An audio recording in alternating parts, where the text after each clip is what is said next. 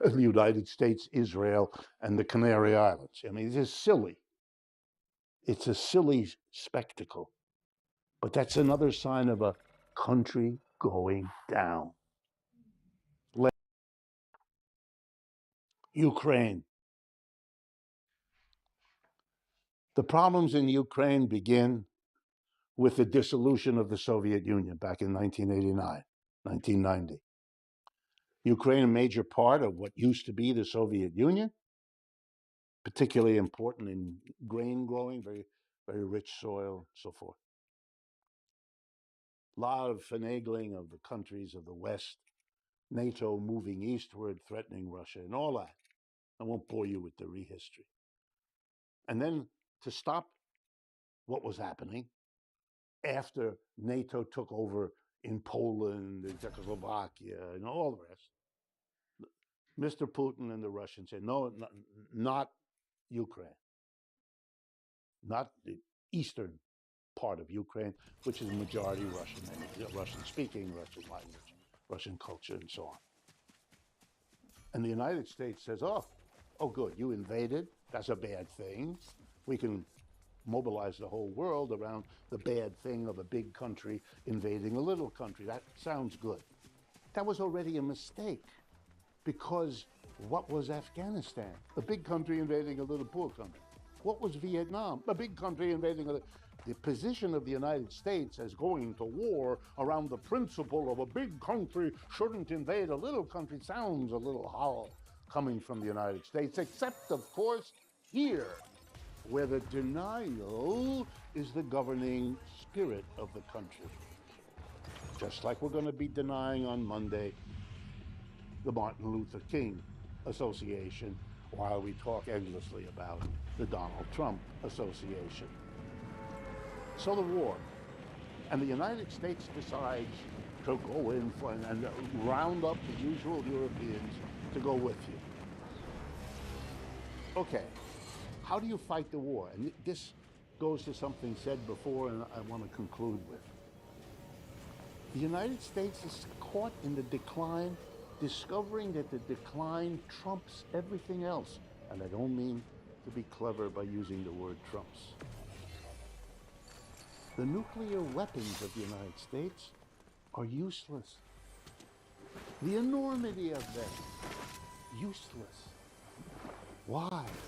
Because if you dared use them in Ukraine, the other side has them too, and will use them.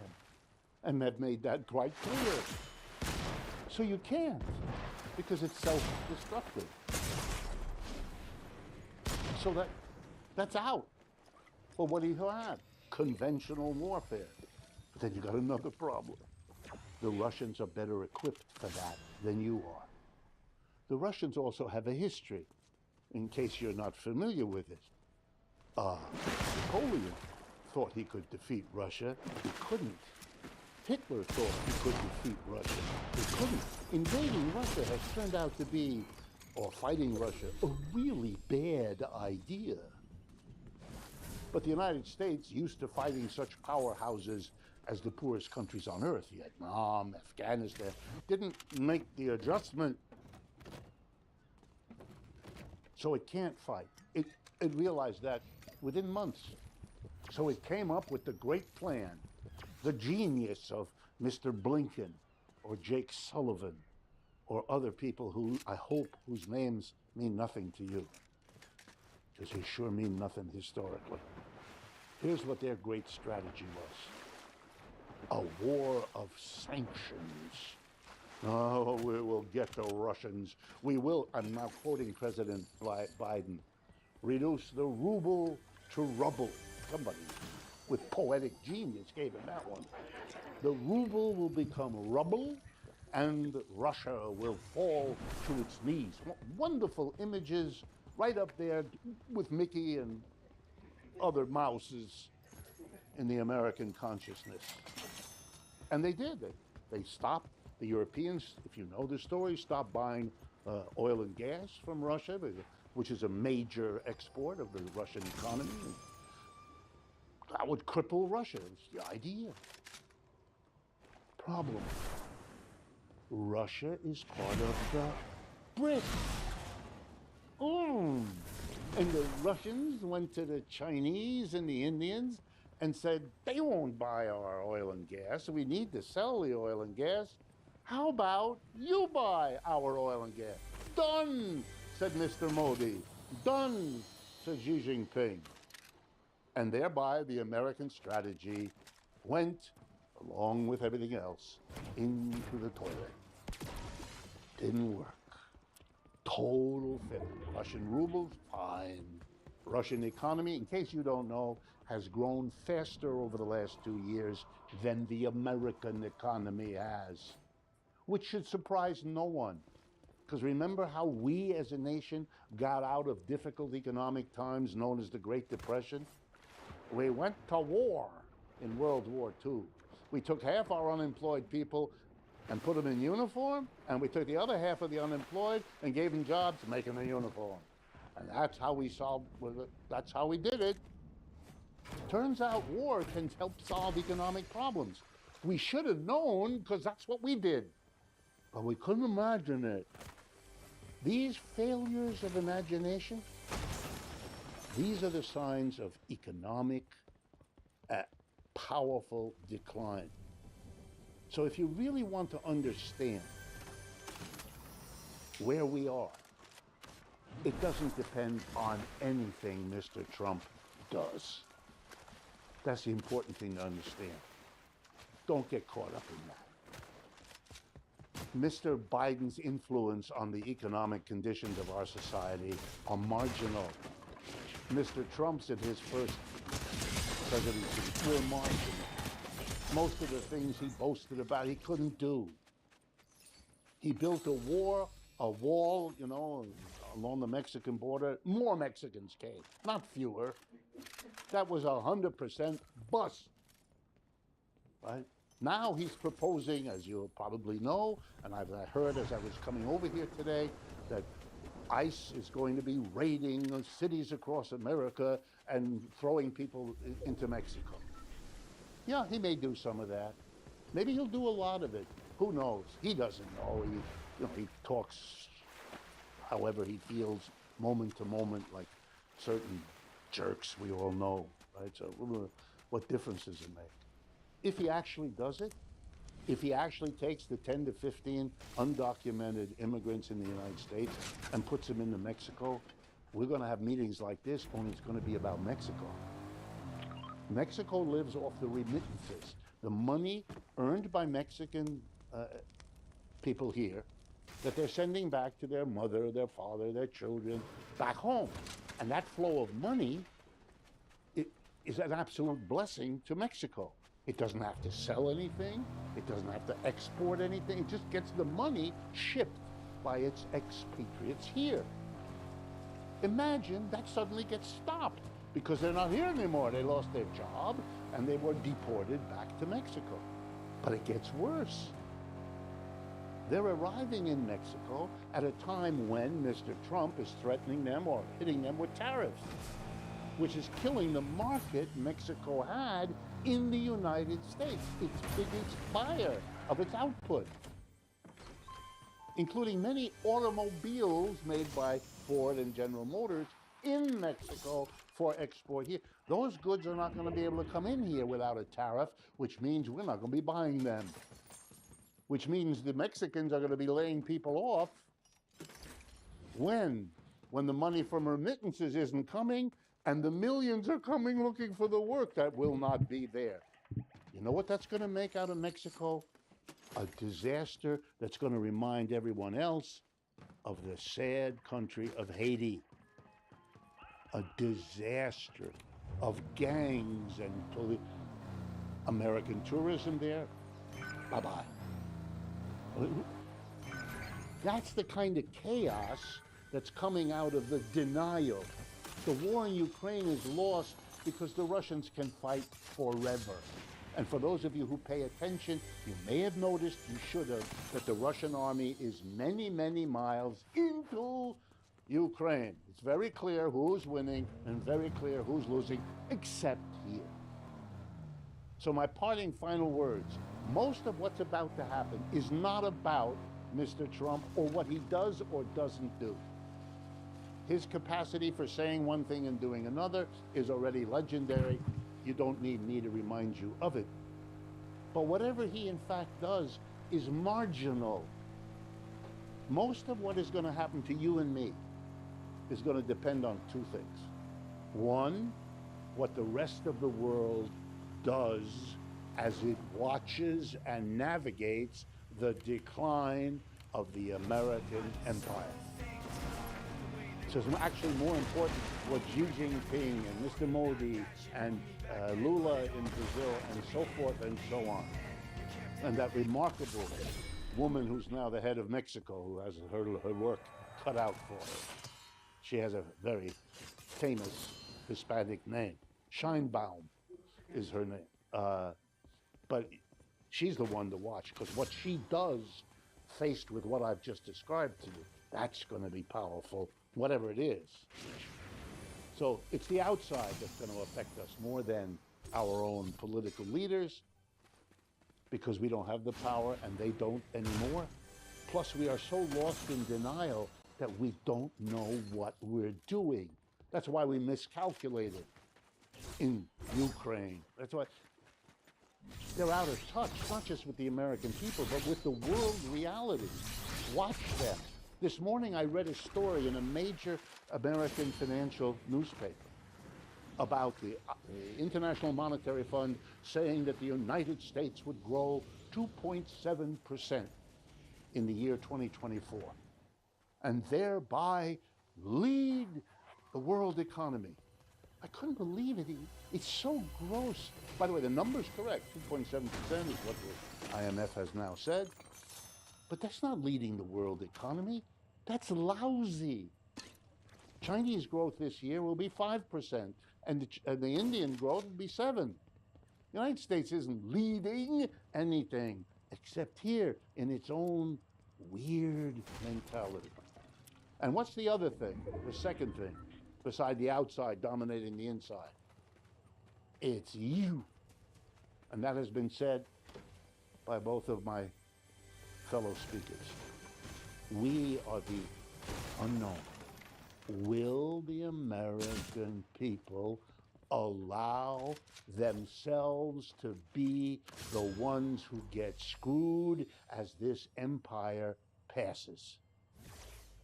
It's the same question that the British working class had to face when the British Empire collapsed over the last century. We, whether women building up or formerly incarcerated people, will they get together? Will they make movements? Will they make demands? Will they make coalitions with one another to realize those demands? That's the wild card everywhere. By the way, there are think tanks all over America that are asking the same question. They're worried. Is the labor movement waking up in a way that could change all of this? People were being worked at unbelievable stress in Amazon warehouse for years, or in Starbucks coffee shops for years. But in the last 2 or 3 years, enough is enough, no more, we're gonna. That remarkable group, Chris Smalls and folks out there in Staten Island, that's a remarkable and has had effects everywhere else. The Boeing workers on the West Coast rejected 3 contracts before they accepted the one that they found, which was better than the ones that they had rejected. The labor movement, that's the question. That's why this meeting, and that's why this building, and that's why these efforts, and that's why the speakers are really very, very important. If this gives you a swell head, that's my point. It is more in your hands than you think of, because in addition to saving yourselves, if it's a time of decline, if the people who run this society are so busy denying it, refusing to face it, as I've tried to show you, then we are stronger than you might suspect, and they are weaker than they might feel confident about. And that's a good time for us to act. the conditions are pretty good, not terrible as some of my fellow leftists are worrying about. Of course, we have problems and difficulty. I'm not pretending otherwise. But we also have an historical moment. I was having a conversation with one of you in the audience just before I made my speech, and she pointed out quite rightly that the old Cold War mentality, that everything to the left is evil, bad, won't work, is dead. That generation died and took it with him. Young people today don't have that mentality. They're much more open to what it is. If anything that I have said strikes you as reasonable and logical and linked together and makes a point, then you might take some comfort in knowing that this is what I say. I do radio, television appearances every day. We have 450,000 subscribers to our YouTube channel. The audience for what I have to say is enormous. And these are people who are not offended or disgusted or anything else. The questions we get from email are all perfectly reasonable questions that people have about something they disagree with or something they, want more information about. So we shouldn't worry. This country is split. This is not a Trump country. This is a country is split. And when the leaders recognize it and they come up with plans and gimmicks to make us think we're all together, like suggesting that we suddenly reverse course and reacquaint ourselves with colonialism. We are going to snatch Greenland, and we're going to take back the Panama Canal, and we're going to make Canada the 50th. But careful, this is Mr. Trump articulating the tough guy in charge. That's what he's hoping, that's what's gone. So since you can't do it, bullshit about it. And that's his plan. But that's not much. So thank you for your attention. But the most important thing is to do what all of the speakers, every one of them, stressed. Build on what you got. Take advantage of this wonderful location, of the people you've already gathered. Work with us, with everybody else. That's what can make an enormous difference at this time, and it couldn't be that we needed it more. Thank you.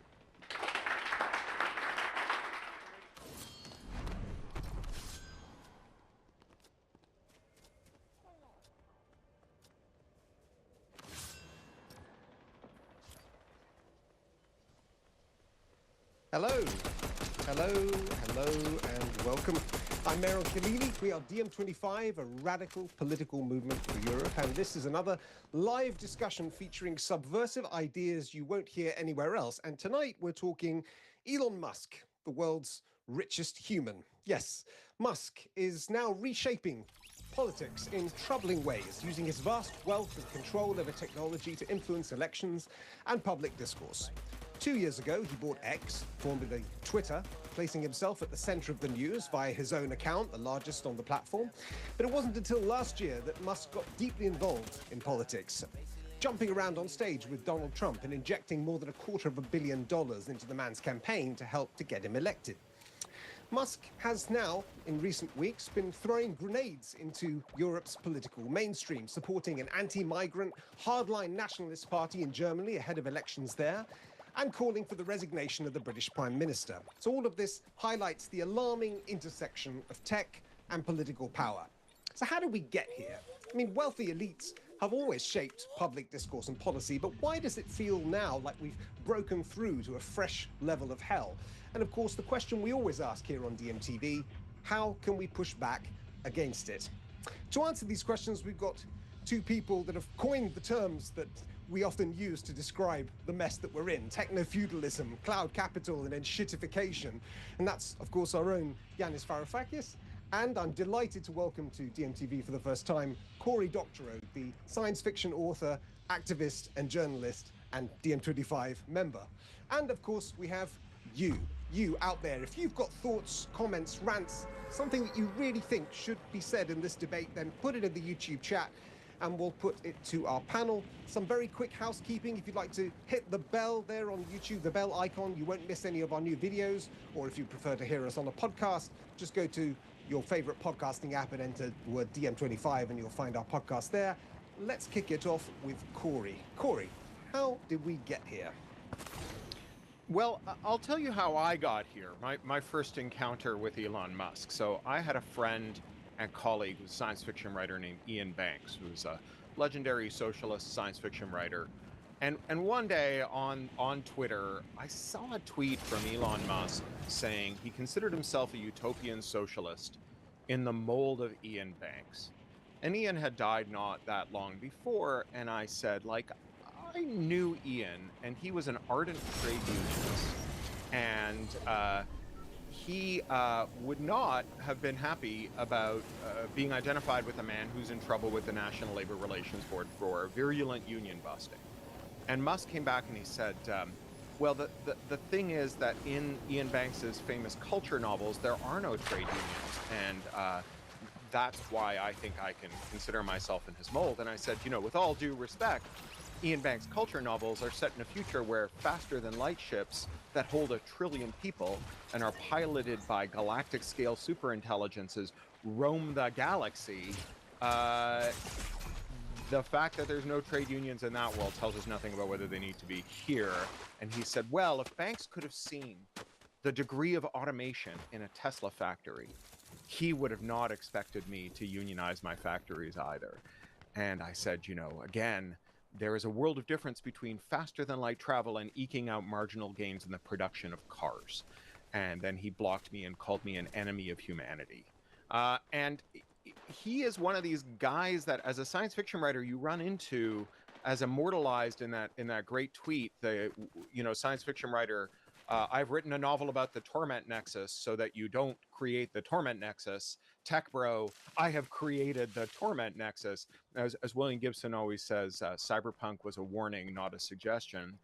And whenever I think about Musk, I feel some personal responsibility, because there is a kind of cadre of tech billionaires who've read our dystopias and mistaken them for business plans. And I always come back to this great quote from a fish called Wanda. Aristotle was not Belgian. The principle of Buddhism is not every man for himself. The London Underground is not a political movement. These are all mistakes. I looked them up.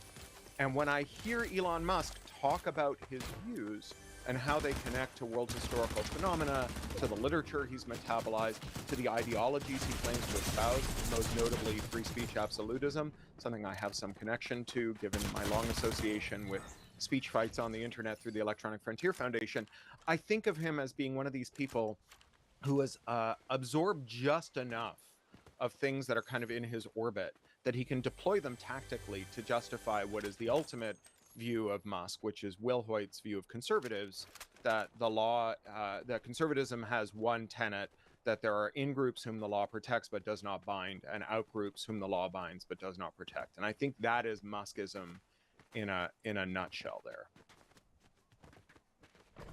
Thank you very much for that explanation of Musk.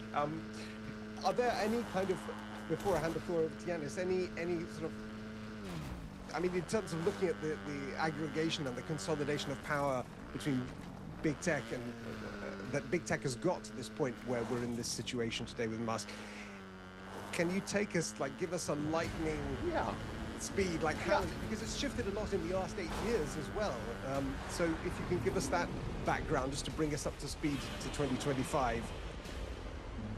I mean, I think like Trump, Musk is best understood as a result and not a cause, that there's a kind of a sociopathic billionaire-shaped hole in the world, someone who can inveigle sweetheart government contracts, someone who is better at PR than he is at engineering, someone who is capable of abusing the law to force people who actually invented things that he subsequently bought to describe him as the inventor as part of his myth building.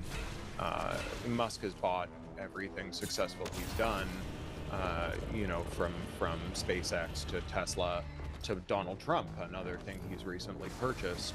And he nevertheless characterizes himself in the tradition of all these tech billionaires as a self-made man.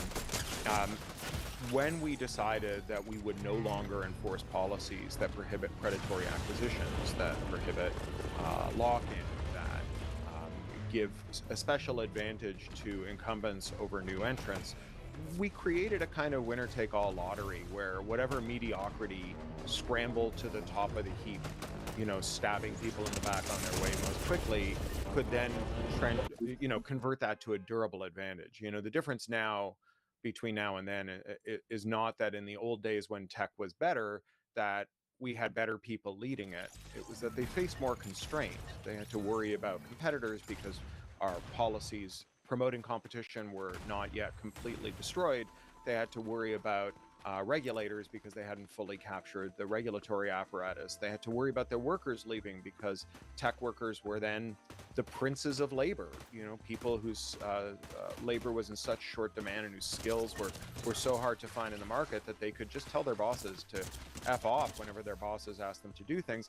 And they had to contend with the, wonderful nature of digital technology, which is that new technologies can always be plugged into old ones. So, when Mark Zuckerberg started Facebook, he had this billionaire problem. His billionaire problem was called Rupert Murdoch, who owned another service called MySpace. Everyone who wanted social media was already on MySpace, and it was a big lift to ask people to leave all their friends behind and go to Facebook. And rather than make them ask that, he just gave them a bot.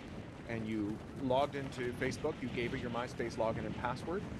The bot would go to MySpace several times a day, scrape all the messages waiting for you, come back to your Facebook account, put them in your Facebook inbox, and then you could reply to them and it would send them back to MySpace. You didn't have to worry about that. That interoperability was kind of par for the course with technology, and it gave new market entrants enormous advantage over big established incumbents. In the memorable phrase of Jeff Bezos, your margin is my opportunity. If HP is selling $10,000 a gallon ink, that's an opportunity for someone who wants to sell $100 a gallon ink, because people will jump on that offer. And what we've done in the years since is we've made IP law so expansive that it not only allows these large incumbents to ignore regulation when it comes to privacy, labor protections, consumer rights, but also to wield regulation against new market entrants and shut them down, stop them from taking advantage of that latent power of technology. And so you combine these four changes: the drawdown of competition, the capture of regulators, the deployment of regulation in the form of IP against new market entrants, and the gutting of labor power for tech workers. We've seen it's now over 400,000 tech layoffs in the last 24 months in the United States alone. And you've got a place where people who are no better than they used to be and no worse can simply act on their worst nature without facing any constraint or consequence, so that you unleash the id of someone like Elon Musk, someone who has no principles except for these kind of weird Muskist kind of every man for himself and me first principles, without any constraint and with unlimited access to a capital market fattened on quantitative easing and huge bailouts, and you get what we have now. You get this weird, manifestly unfit, paranoid, ultimately very stupid man who's become extremely important to our politics. Thank you, Corey. Yanis, you've heard Corey's diagnosis. What's your take? It's so good to be hearing and listening to Corey, because so far, for a while now, we've been reading each other's books, we have been endorsing each other, promoting each other's books. It's very good to actually be, even if it's only in two dimensions, through the medium of cloud capital. It's great, Corey, to be on the same, timeline and, not just exchanging text messages. Look, the only reason why we're talking about Elon Musk and not Jeff Bezos or Zuckerberg presently is because he has become the de facto vice president of the United States. He purchased a very cushy position in the administration. And it was an amazing and astonishing investment. For a couple of $100 million, he's made a couple of $100 billion, actually more. I don't think there is a better return to one's dollar than what he has already achieved. Okay, so this is why we're talking about him. I personally don't care at all if he writes an op-ed in Die Welt about his support of the AfD. I believe in free speech. If he wants to support the poor excuses for human nature in the German elections, let him do it. I don't think this is what is worrying. It's not just him, of course.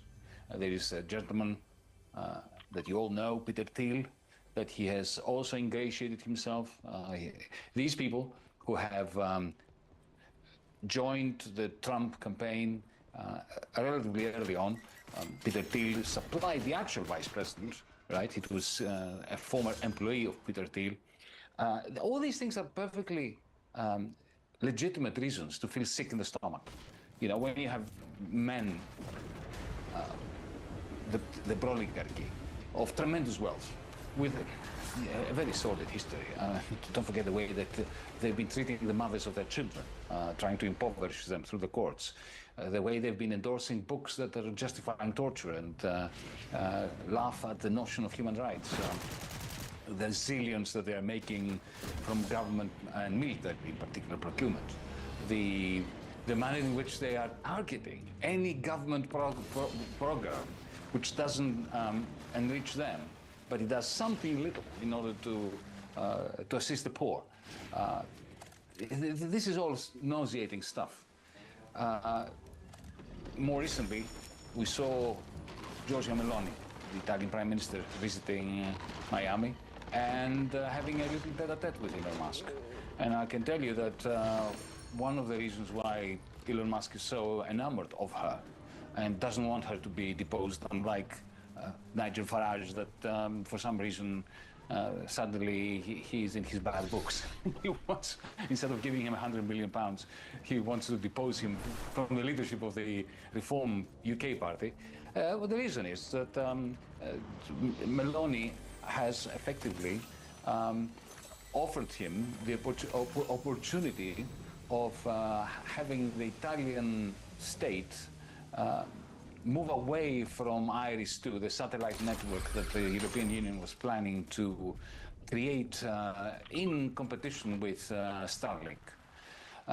And that, you know, that is a reason to be extremely worried when you have such deals being concocted in Mar-a-Lago between the Italian neo-fascist Prime Minister and Elon Musk. I don't need to add any adjectives to him.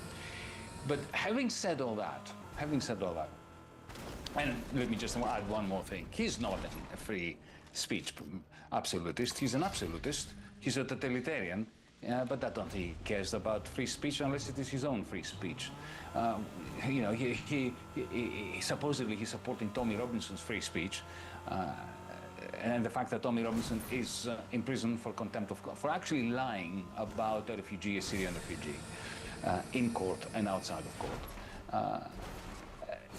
But you know, when Julian Assange was rotting in the Belmarsh high security prison, Elon Musk said not one word, because for him, a man who is convicted of nothing should rot in prison if he does against the interests of the CIA, of the NSA, of the Pentagon, and of Elon Musk. So give it a rest, Elon. You don't give a damn about freedom of speech and freedom of expression, especially for the free press. But the point of now I'm going to play, to some extent, devil's advocate in actually arguing that there is we need to ask ourselves what is really new about this, because many people are pretending that what is happening with Musk, with Thiel, and with the other members of the brotherhood of the old oligarchy, that this is something really new. Well, is it? Is it really new? I mean, yes, but not for the reasons that most journalists of the liberal establishment press tell us. John D. Rockefeller, you know, he headed a dynasty that makes Musk look an amateur. Henry Ford, he bought newspapers and canvassed and effectively forced municipalities to rip out tramways and to replace them with Ford automobiles and buses. Thomas Edison electrocuted famously an elephant at Coney Island just to demonstrate that Westinghouse's direct current electricity was dangerous, whereas alternating current was dangerous, whereas Edison's direct current wasn't. Big business has always enjoyed a revolving door kind of relationship with government. Remember that Bill Clinton appointed Rubin, the CEO of Goldman Sachs, to the Treasury as his Treasury Finance Minister, in order effectively to remove all and every shackle that was since the 1930s holding back Goldman Sachs from doing effectively committing the crimes that they committed immediately after the Clinton administration allowed them to do this. And then Obama brings the same person back in order to bail out the same banks after the 2008 collapse that these bankers had created. So we have to keep all this in mind. But here's how I'm going to complete this long thought. There is one thing which is new, and that is the new form of capital that these people actually possess. Corey knows that I call it cloud capital. It's not a produced means of production, it's a produced means of behavioral modification. And that gives them, it's effectively a new hyper weapon, which these oligarchs, these cloudalists as I call them, or techno-feudal barons or lords, they possess, which, a Henry Ford, a Thomas Edison, a Westinghouse, a Rockefeller didn't. And unless we understand the manner in which this new form of capital, which I call cloud capital, operates, and the way that it usurps markets, it replaces them, it replaces profit with rent, it effectively turns capital, cloud capital, into a gigantic parasite, which is 100 times, a million times bigger than the organism on which it is parasitic. The organism is traditional capitalism, and of course the labor force, and of course the surplus value that these workers produce. We need to understand that, because this new hyperweapon of the lords of big tech, of the Musks of the world, not just Musk, Gates, Google, don't forget them, right? Even though they are Democrats, they've always been in this game, and they're already in the inner circle of Trump, or they will be very soon. It is important to home in on the political economy of the phenomenon of which Musk is simply an epiphenomenon. Thank you, Yanis. Before I hand the floor back to you, Corey, a couple of questions and comments from the chat. Subradeep says, Musk is the face of right-wing extremism. His extension of support for British anti-immigrant parties is a clear sign. Kirk Doherty says, an open market system should be open to everybody, without regulations to stop these rich boys from monopolizing markets. When I was a kid, monopolies were broken up. Now they're not. Sando says Musk bought Twitter specifically to be able to use his power to control the narrative. He's a real-life Bond villain. And Anonymous Friend notes that it's a menace to U.S. national security, to the U.S. national security state, to allow someone to get this wealthy. Corey, hand it back to you. Your Sure. Take. Yes. Yeah, I think that it's important to understand what Musk is actually doing. So Giannis used the phrase behavior modification, and there's different ways of people deploying that phrase when they describe how tech works. I think some of them are quite useful. Like, if you're a tech guy and you understand that people have certain activities that are non-discretionary, like being enmeshed in a community or dealing with government services, or your employer, or if your kid is going to school and they have to use certain services, then how you use the technology does indeed modify people's behavior, right? You do in fact force people to conduct their affairs in certain ways. And I think that is what we talk about when we talk about the risks of monopoly. Historically, the case against monopoly, which, has been around for a very long time. People have argued about this for a very long time. Historically, the case for that has been that if the state does not regulate firms to prevent them from getting too big, then the firms themselves become regulators. They get to decide who enters the market, they get to decide how people conduct their lives, and so on. If the only way you're going to get broadband out in the countryside is with Elon Musk, because Musk has convinced governments not to pull fiber out to low density communities, which is a thing that he's, currently embarked upon. It's an echo of something he did previously, which was to have this kind of fake high-speed train between San Francisco and LA that he promised but never built, after building this ridiculous demonstration, which is a tiny tunnel in Las Vegas that goes from a hotel to a convention center. And he said, soon we'll build a version of this that's much larger, and it'll be evacuated, so it'll be frictionless, and we'll send Teslas through it so fast that no one will ever need a train. And so then you starve the state of investment in public transit, and you get to sell cars.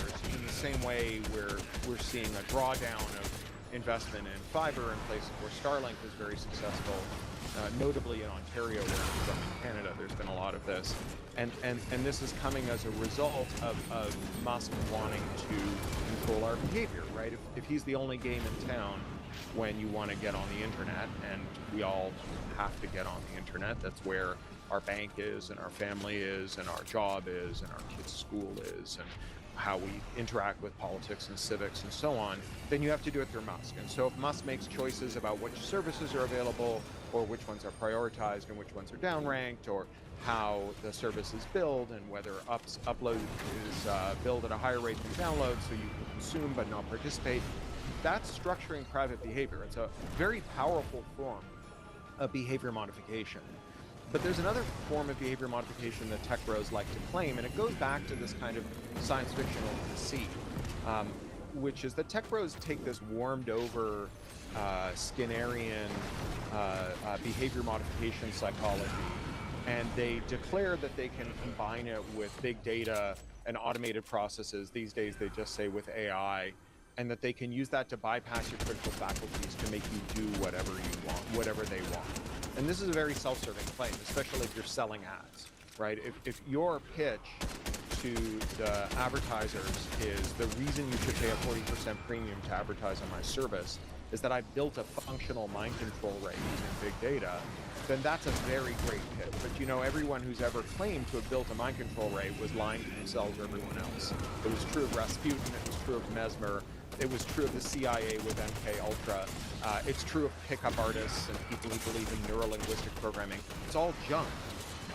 Whatever behavior mod you get out of a new kind of trick quickly regresses to the mean. The era in which 99 cents does not automatically equal $1 is long behind us, but there was a time when you could sell someone something for 99 cents and they didn't realize that you were selling them something for $1. And so these tricks regress to the mean very quickly, and yet you have these claims that are quite extraordinary being made by tech bros and sometimes being echoed by their own critics. This is a thing the scholar at Virginia Tech, Lee Vinsel, calls crita-hype, where you repeat the hype claims. So we saw a lot of this with Musk and his claims about automation. Musk knows that his audience of business leaders is insatiably horny for firing workers and replacing them with machines who don't talk back. And that's why Musk has put so much energy into pretending to have built a robot. 3 years ago, he put a guy in a robot costume on stage and had that robot dance around on stage and declared it to be a robot.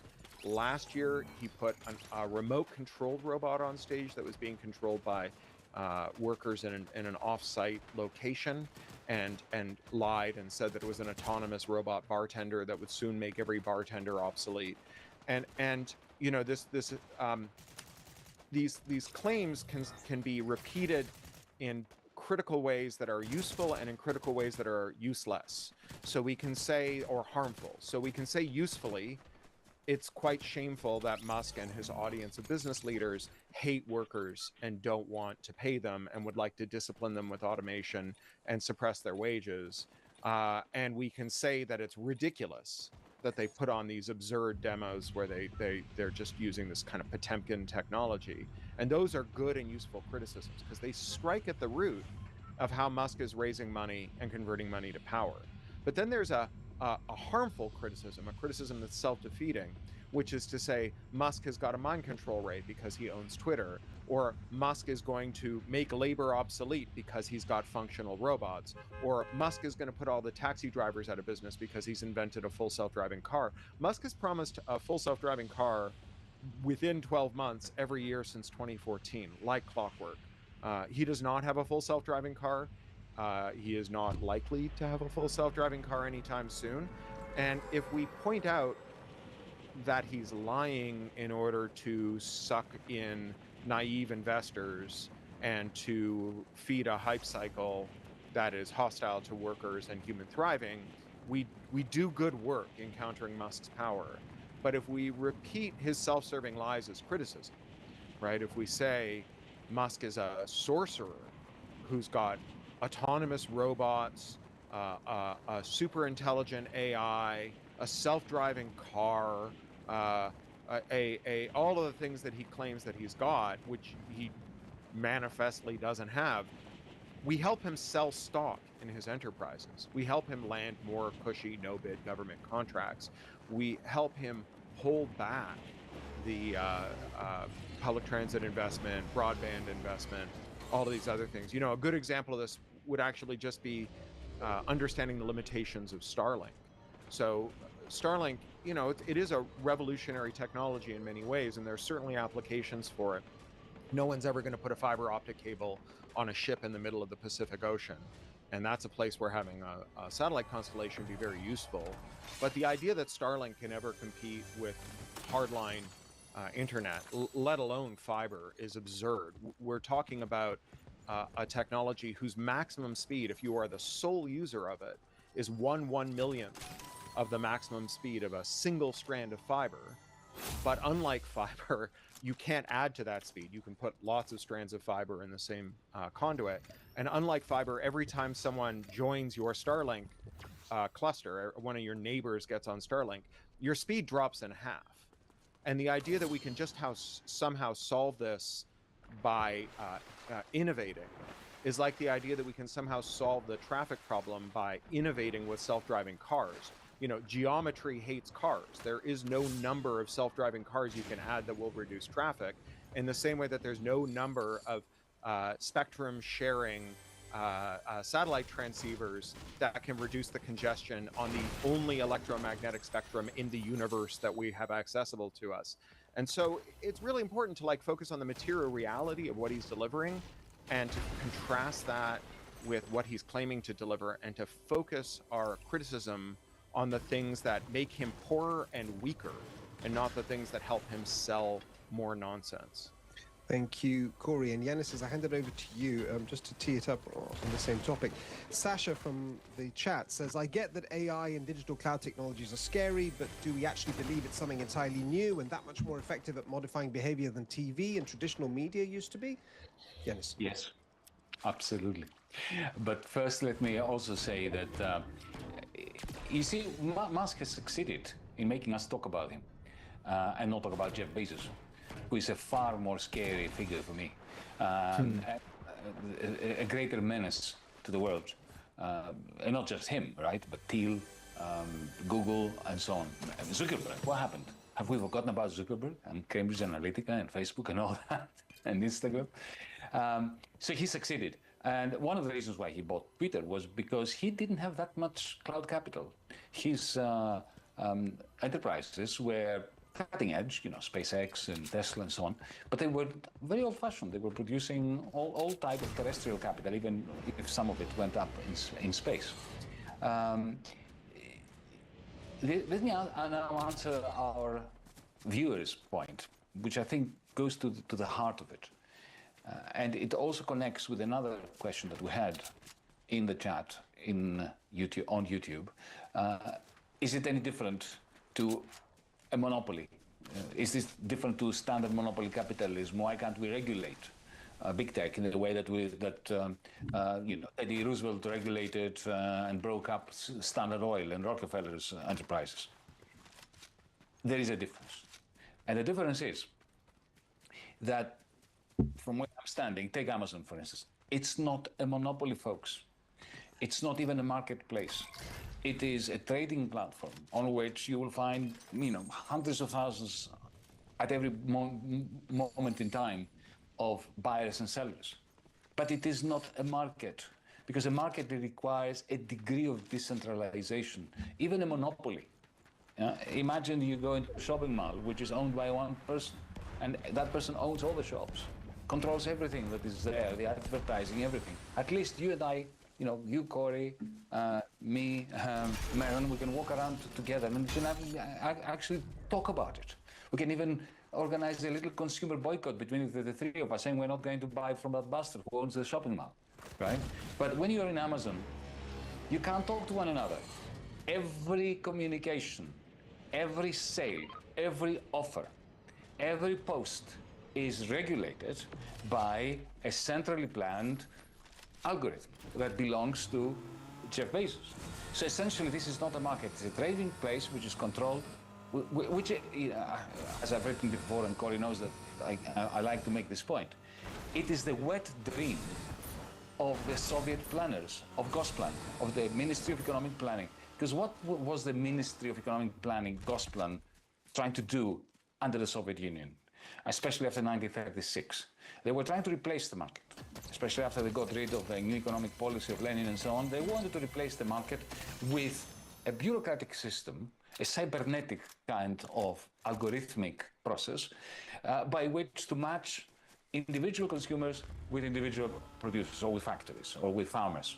And saying to the factory that made shoes, we want so many shoes, color black, these sizes, at these prices. And then match these shoes with the demand from the consumers, okay, to replace the market. Now, this is exactly what the algorithm of Amazon does. The difference is that under the Communist Party of the Soviet Union, at least there was some pretense that this was done for the purposes of maximizing social welfare. Whereas in the case of Amazon, it's not even a secret. The algorithm is optimized for one purpose: to maximize the likelihood that Jeff Bezos will extract the maximum rent from each transaction and the maximum amount of free labor from each one of us who posts and reviews and does stuff on Amazon.com, right? So this is not a monopoly. I call it a cloud fiefdom. You can call it a digital fiefdom, or a digital platform which is feudal in nature, because this guy doesn't produce anything of the stuff that you buy on Amazon. He simply charges a rent for every economic activity that has happening on that. I call it a cloud rent in order to distinguish it from a ground rent. Of course, a cloud rent, unlike in feudalism, requires, in order to materialize, it requires a lot of capital, but it's a cloud capital form. It is of the algorithm type which modifies what we do. It doesn't. Corey is right. They will never succeed. Thankfully, they will never succeed in brainwashing us, in making me want to buy, a coffee machine if I don't like coffee. They will never be able to do that. But they can modify my behavior regarding my priorities. If I want to buy an electric bicycle, I may buy it much, much earlier than I would have, and I will buy it from a vendor that the algorithm chooses for me for the purpose of maximizing the cloud rent of Jeff Bezos. Now, that is a unique power, and one that you cannot regulate in a way that the Teddy Roosevelt administration utilized in order to regulate. So we need something very, very different here, unless we find ways of socializing the algorithm and changing property rights of the algorithm. I don't believe we can do very much in the standard New Deal social democratic European manner.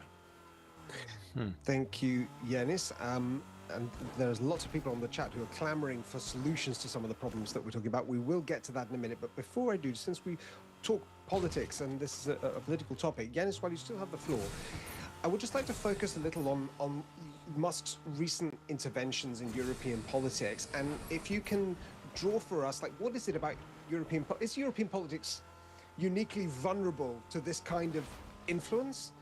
Is there something new that's happening here or not? Is this just the same old billionaires' influence in politics as always? Well, we need to separate Musk's reasons for doing what he's doing, which I don't understand. I have to admit. I think that the guy is probably on the verge of a nervous breakdown. I think that he may need some therapy for his own purposes. If you remember the great movie Citizen Kane, when Kane starts losing it, and he wants to be not only the great distributor of news, but he also wants to be president. He wants to be senator, whatever it is, and he wants to. The only thing he didn't want to become at some point was archbishop, or the pope. So there is paranoid. So, but I don't care what. I'm not in the business of minding Musk's soul. But the point you are raising, madam, is central. It's the reason why DiEM25 exists, because Europe is back. We created DiEM25 because in 2015, 2016, it became absolutely obvious, evident, self-evident, that it is a faulty political and economic design, especially after we created the common currency. We have effectively created the circumstances that will maximize the magnitude and depth of economic crisis, of social crisis, of political crisis, while at the same time removing all the shock absorbers, the social programs and the social support programs that would ameliorate these crises. So and the result is, we were saying, remember, back in 2015, 2016, that Europe will either democratize or by 2025, and thus the 25 in DiEM25, this whole thing called the European Union is going to start disintegrating with immense political, social, ethical, of course, technological costs. And this is what is happening. So, in Europe now, there's no government in Germany, there's no government in France. The Austrian government has just not even convened. Holland has a government which they can't be proud of, with the Geert Wilders party effectively having the prime ministership. Italy is in the hands of a neo-fascist. The greatest hope of the liberal establishment, Emmanuel Macron, is effectively a lame duck facing an early retirement. And the most interesting thing is that the greatest, if you want, organizational mind in Europe from the establishment point of view, Mario Draghi, the former head of the European Central Bank and former Italian Prime Minister, who came out with a proposal which is interesting. I mean, at least it's a sensible, rational, bourgeois, liberal proposal for what needs to be done in Europe, that he was paid millions in order to produce by European taxpayers. He tabled that proposal a few months ago, and it's already in the dustbin. It's already been confined to the dustbin of history by the leaders of Europe. So that I think explains why any Musk around the world, any sort of deranged ultra-rightist with a smidgen of power, can poke fun at the Europeans, and can I mean, it is absurd that it is an issue that Musk wrote an op-ed in Die Welt. Who cares? And the only reason why we care is because we feel so insecure as a result of having allowed the European Union effectively to become non-viable and a clear and present danger for humanity, not just for Europeans. But we are the stupid continent that is going to play a very significant role in destabilizing the globe. Thank you, Yanis. Corey, your take on that, please. So I'm slightly more optimistic about Europe, maybe because I'm the regretful holder of a British passport, and so I keenly feel the loss of my Europeanness, and have done for many years. I'll tell you, I think that if we want to think about kind of the underlying motivations, the political economy of how and why people fight monopolies, and then the nuts and bolts of how monopolies get fought, look at the historic examples and some contemporary examples, there are some important differences, Yanis, as you say, between the trust-busting fights of the Gilded Age and the early part of the 20th century, going after Rockefeller and so on. And some of them cut against using the tools that we had before, right? And I think you've enumerated them well. But some of those differences actually cut in favor of doing monopoly enforcement in today's world. So one would be the globalized nature of tech platforms. This is, weirdly enough, a kind of advantage, or can be turned to advantage by regulators. And an example of that pretty recently is that the United Kingdom chartered in, I believe, 2019, the largest technical unit of any competition regulator in the world, something called the Digital Markets Unit at the Competition and Markets Authority. They hired 70 engineers on full-time government salaries to do really deep, in-depth investigations of the monopolization tactics of large tech firms. This is an order of magnitude more technologists per capita than any other competition regulator in the world. And there was meant to be secondary legislation to give them enforcement powers that they could use in combination with all this technical expertise. And that secondary legislation just died on the order paper year after year until late last year, not because of any particular animus, and I'll get to that in a second, among regulators against antitrust, but just because the US has been in such, or the UK has been in such a shambles, right? They just have government after government, proroguing after proroguing, no confidence votes, and so on. And so they just couldn't pass legislation that was ultimately uncontroversial because I believe the Digital Markets Unit's enforcement powers were, if not unanimous, at least broadly bipartisan within the British Parliament when they were finally given. So you have this giant unit with lots of engineers doing these really deep dives into the scam of tech. So they did this big report on ad tech, they did another report on platform economies, they did another report on mobile economies and mobile devices, which they couldn't do anything with. 400 pages of exquisitely researched market studies compelled from firms using investigatory powers that could force firms to explain how they worked on penalty of perjury. Nothing they could do with them. But across the channel, you have the European Commission, which has enormous enforcement powers and almost no engineers. And so they were able to pick up these reports and use them both as the basis for some very successful enforcement actions, taking, I believe it was billions out of Apple for the mobile payments abuse, but also as the basis for the Digital Markets Act and the Digital Services Act. And it didn't end there. So it turns out that the same scam that Apple and Google and Facebook and Twitter and all these other companies, the same scams they pull in the United Kingdom, they're not just identical in the European Union, they're identical in every country in the world. And so Japan and South Korea translated the European case against Apple that had been so successful and brought it in Japan and South Korea and won more judgments against Apple in both of those territories. There is no reason that countries in the global South, whose economies have been raided by these big tech platforms, couldn't pick up the ball and do this again. I mean, Nigeria has a lot of tech experience. They could very easily bring a similar kind of case using the exhibits and the arguments that have already won in all these other courts. And they could not only take hundreds of millions of dollars back out of Apple, Google, and Facebook that these companies looted from their economies, they could also open the space for an indigenous tech sector by coming down on these firms. So this is an area of hope.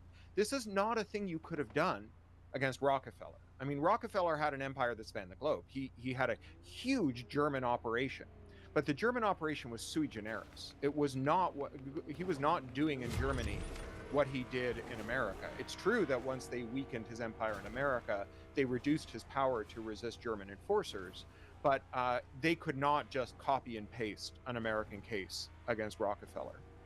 In terms of the other advantage that Europe has, and I think lawmakers have more broadly around the world, especially outside of the United States, it's that the people who live in those countries don't view these tech companies as domestic success stories. They see them as foreign exploitative entities. There is great political will for taking down American tech giants in Europe, in Canada, in South Korea and Japan and so on. I mean, once you've had your own tech sector destroyed, both by the forces of history and by the predatory conduct of these firms, there's no reason not to tackle them.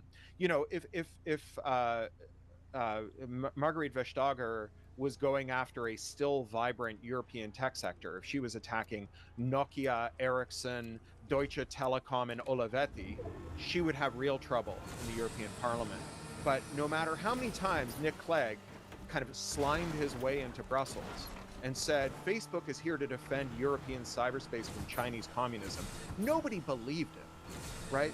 they understood that his 4 million a year was being paid to him so that he could open European markets to an American firm.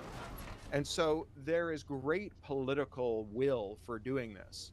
And unlike other things that there might be political will for, like turning away refugees or eroding the welfare state or what have you, these things actually improve your economy, right? On the one hand, there's like the cash that you just extract from these firms. And that's the reason that so many American red state conservative attorneys general have gone after companies like Google and Facebook and so on.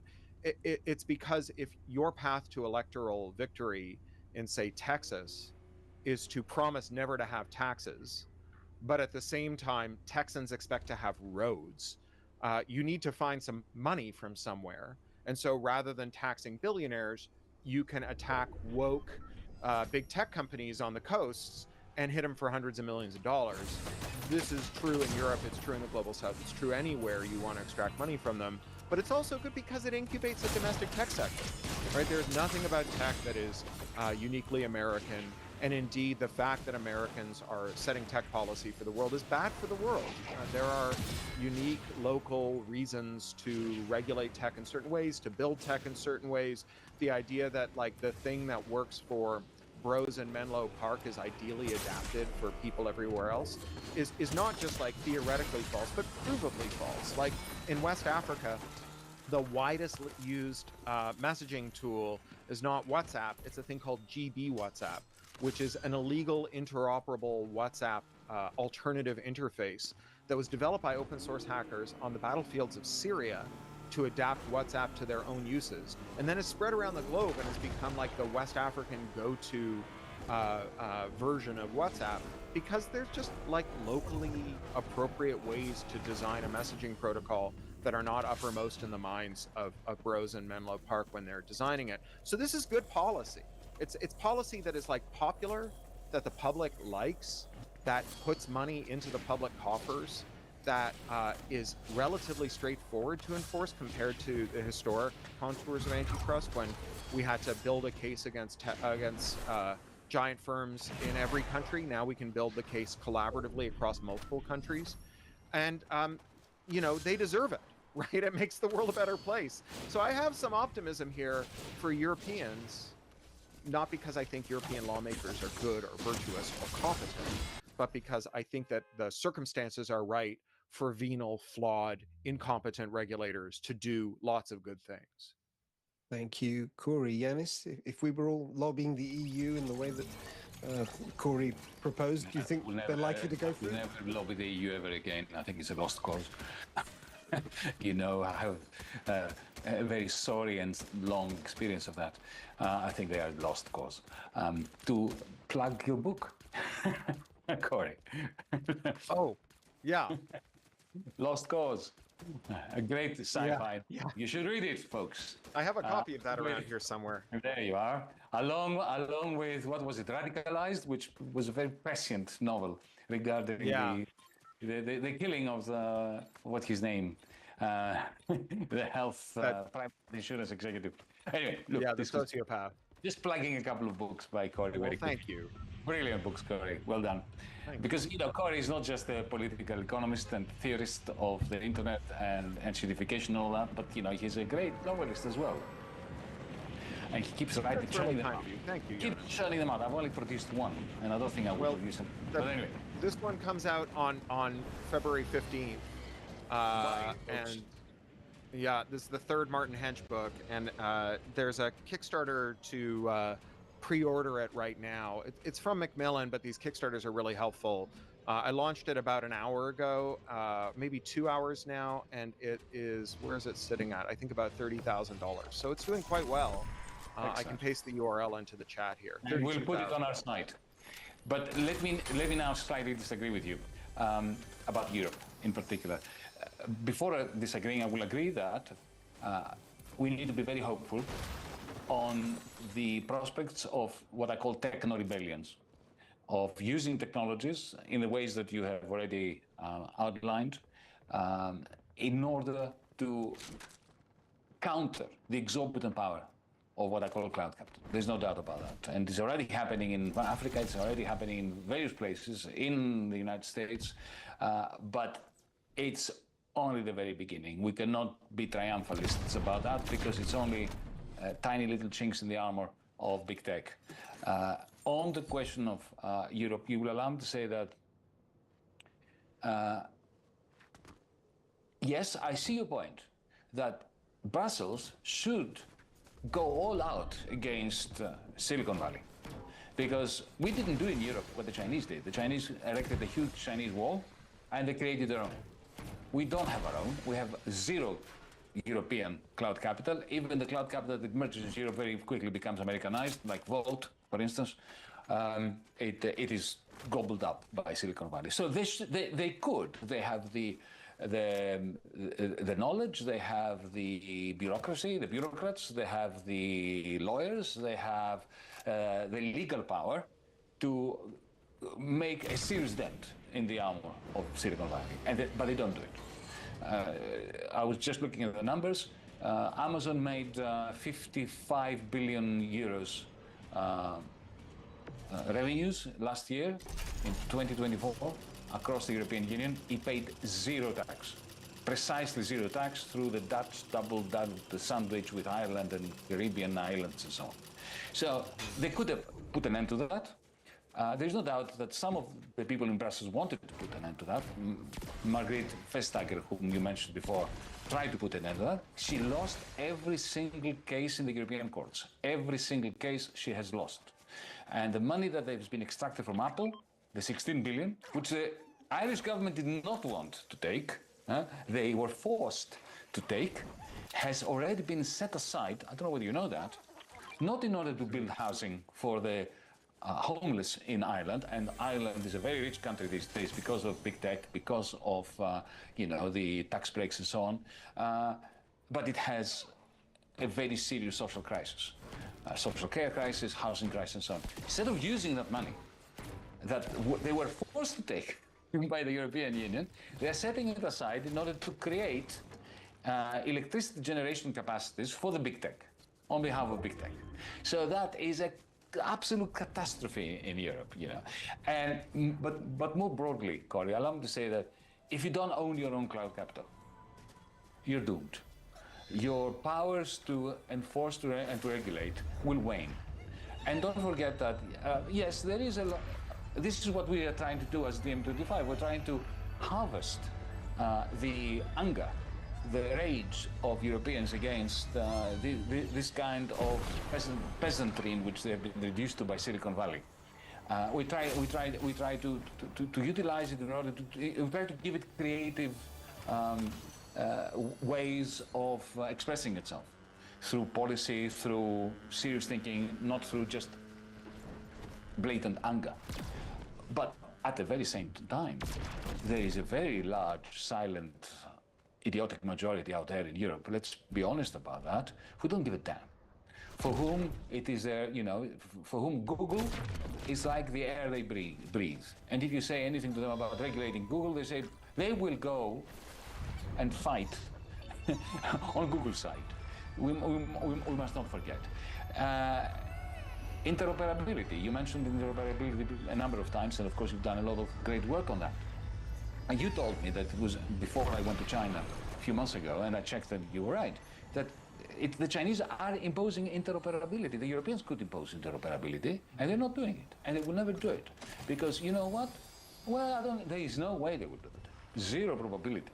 I mean, these people, the ones representing the balance of power in the European Parliament today, because they are utterly in the pocket of Wall Street on the one hand and Silicon Valley on the other. They simply do not have the capacity. Let me put it this way. One of the great powers of cloud capital is that it can poison the conversation. And this is something that Elon Musk tries to do single-handedly, going back to our original theme today of that particular gentleman, right? And once you poison the conversation, you can't really create a political discourse which is necessary to underpin the legislative work that is necessary in order to introduce interoperability. And, I'm becoming, even though I am libertarian to my bone, as a libertarian Marxist, to confuse people, to my bone, without creating a protective shield within which to grow your own publicly owned cloud capital.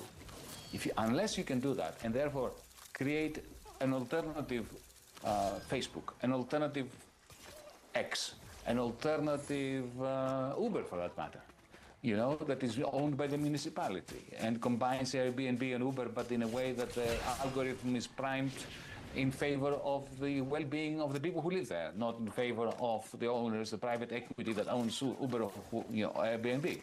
Unless you do that, your powers to regulate will wane or will never be used. Thank you, Yanis. And as I hand it back to you, Corey, if I may. Yeah. I agree that developing a domestic capacity is critical.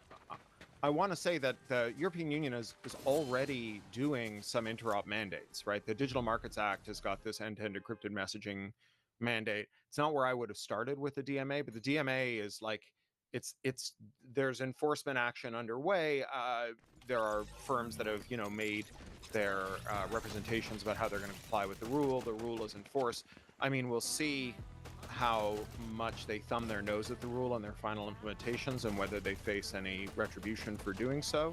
I agree that Ireland is a basket case, and I think that it illustrates one of the real problems with federalism broadly.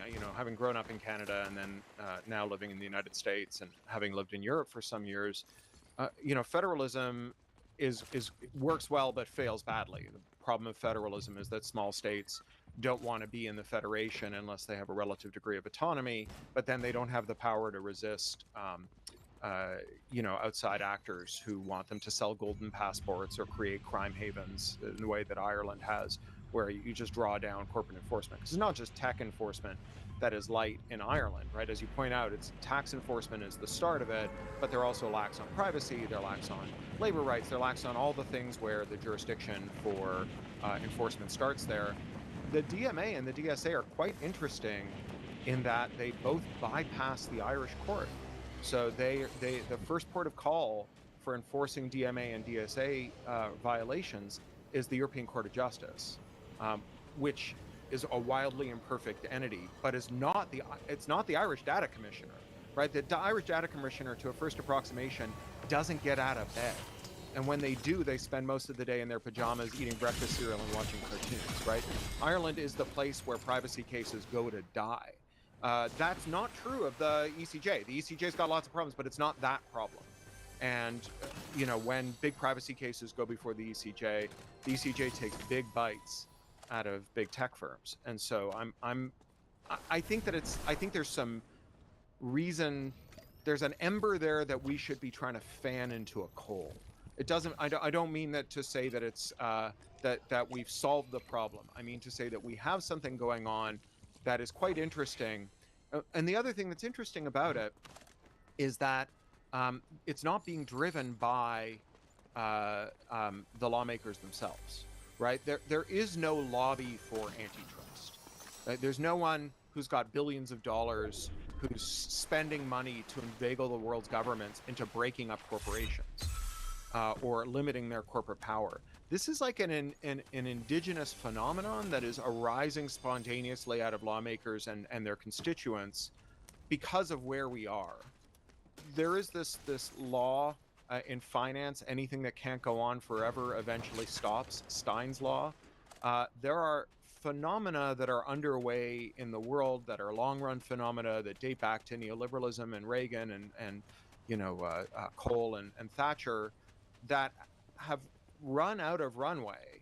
And I take your point from techno-feudalism. I think actually the most sharp and important point in techno-feudalism, which is that Marxists can be right that capitalism contains the seeds of its own destruction, but that the thing that succeeds capitalism might be feudalism.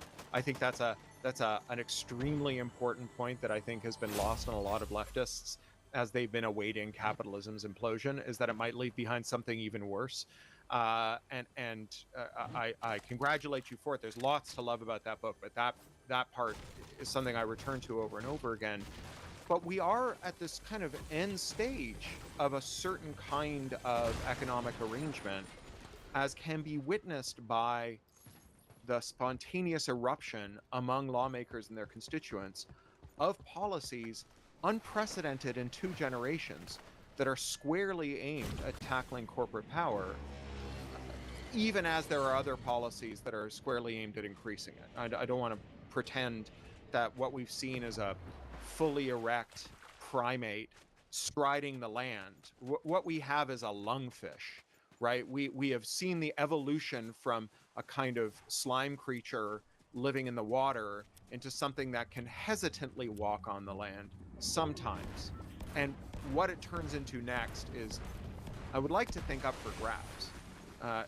It's the thing that I find most hopeful, in the sense that I think it's this movement against corporate power, which cuts across certain political boundaries, which cuts across certain geographic boundaries, and cuts across certain ideological boundaries in ways that we haven't seen in a long time. I mean, I think the last time I spent as much time as I do now with people who identify as right-wingers was during the Solidarność campaign, where I would show up at protests in favor of Polish trade unionists and be marching alongside hardcore Reaganite Republicans who supported Lech Walesa and Solidarność because they were anti-Soviet, and not because they were pro-worker, right? We're at this very strange juncture, and it is a thing that we should be seizing a hold of, and that we should be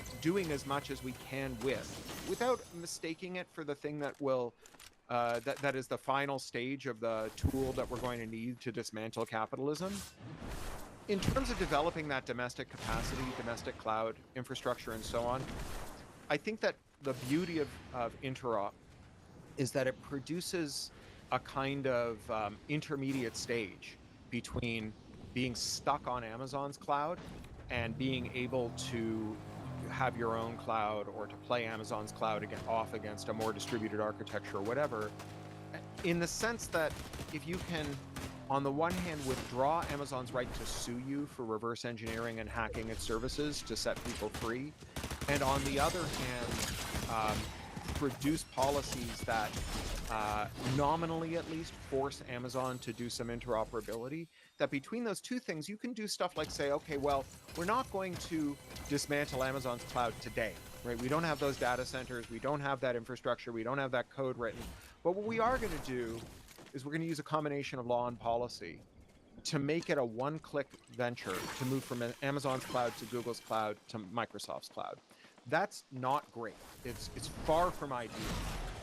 But all of those firms will behave better if they're worried about losing their customers' business. And as they behave better, they will be weaker in terms of their cutthroat capacity to influence law and policy, which will open space for better law and policy, for more labor organizing, for all these other things. It's a way to slide from one state to another, and it doesn't require that we have a complete program that takes us in a step change from us all being cloud serfs to us having a cooperative cloud infrastructure tomorrow. On that note, Corey, if I can ask you, and also many people on the chat are asking for something that goes in this direction. We are going a little bit over time. I hope that's okay. Is there anything in terms of actionable solutions that we could leave people with? What is the thing that really scares the shit out of these tech companies that doesn't depend on higher powers stepping in and taking their toys away or making life difficult for them? What would you get people to do after watching this? Are there campaigns that are interesting? Are there specific weak spots that can be targeted? Are there organizations that are worth supporting that go in the direction of reining in the unbridled power of big tech? I don't think there's much individuals can do, I'm sorry to say. I think that these are policy problems, they're macroeconomic problems. forming tech unions, supporting tech unions as part of a revitalized labor market. That's all very important. It's something every worker and everyone who thinks about a better future should be involved with. In terms of like the one weird trick, like if I could wave a wand and make Margaret Vestager create a new policy, I would create service level net neutrality. So we have net neutrality at the carrier level, like your ISP has to give you the bits that you ask for. You click on a link and your ISP is obliged legally to grab whatever data is on the other end of that link and give it to you as fast as it can. And this is in contrast with the idea that your carrier might slow down certain services and prioritize others and charge people money for access to you. Say, oh, you know, somewhere in Brussels, there's a guy who wants to watch Netflix. We're going to make YouTube faster than Netflix, unless Netflix outbids YouTube for premium carriage. That's obviously a thing that gives an enormous amount of market structuring power to these infrastructure companies, these internet companies. I think we need this at the service layer. I think we should have a rule that says that every intermediary, as a matter of law, should be required to deliver the things that you ask for as efficiently and as quickly as possible. And so by that, I mean, if there's a thing in Google search index that is the most responsive to your query, they should be legally obliged to deliver it. If there's a person who's subscribed to a feed of yours on a social media platform, then when you post, that person should see it. And if you subscribe to someone, then when they post, you should see it. I think that if you send an email to someone and it goes into spam and they drag it out of spam, that the service should be obliged to never put it back into spam without having to be charged for premium carriage or a special arrangement or verification or what have you. And this is a very, sounds like a very crude idea, very simple idea. What it does is it eliminates almost all of the rent-seeking opportunities that the platforms currently enjoy. It takes Amazon's $38 billion a year arrangement where they charge for search result placement to put not the best product match that you have, but the one that's bid the most at the top of your search results. The first link on Amazon on average is 29% more expensive than the best match for a query. That top row is 25% more expensive. And you have to go 17 places down on average to get to the best match for your query. So what you're doing is you're immediately shifting money from platform owners to platform users. But the best part of this is it's a highly administratable remedy, right? If you want to figure out whether or not someone is violating this rule, all you have to do is send a message and see if it's delivered by the person on the other side. Do a search and see if the best result comes up. So rather than having these fact-intensive tribunals where you depose the engineers for Facebook to figure out whether or not they've done all they can to fight harassment or some other thing that we've decided we want them to do to behave better, we have these bright line tests that we can look at very easily and that third parties can examine very easily. You don't have to wait for a lawmaker to do it. And if we create private rights of action here, where people who are aggrieved can sue and extract exemplary damages from platforms who violate this rule, then what you create is a system that has multiple kinds of enforcers, public and private, where the enforcement burden is very low and where the penalties are very high, that strikes directly at the kind of power that platforms have to attack platform users, both business customers and end users. So that's my very wonky answer, but I think it's a good one. I think it's a very straightforward one. Thank you very much for that, Corey. And as we have gone over time, I will hand the floor over to Yanis, if you can close us. Yanis. Well, it's been a delight sharing this platform with Corey. Thank you, Marilyn. Thank you to everyone who has been watching. I'm afraid I've got some bad news for you, Corey. You know, Margrethe Vestager, whom you obviously appreciate, she's been fired. I know. And she's been fired at the behest of big tech. And the gentleman that has replaced her is also there at the behest of big tech in order not to continue, anything that annoys them. So, anyway, let me make the point that just answer the question of, or actually giving an example of what we can do. As Corey said, boys and girls, ladies and gentlemen, the reason why we have an urgent need for democratic politics is that on the basis of voluntarism and individual action, nothing is going to change. No progressive move is going to be completed, even if it is attempted. This is not a question of scratching each other's backs and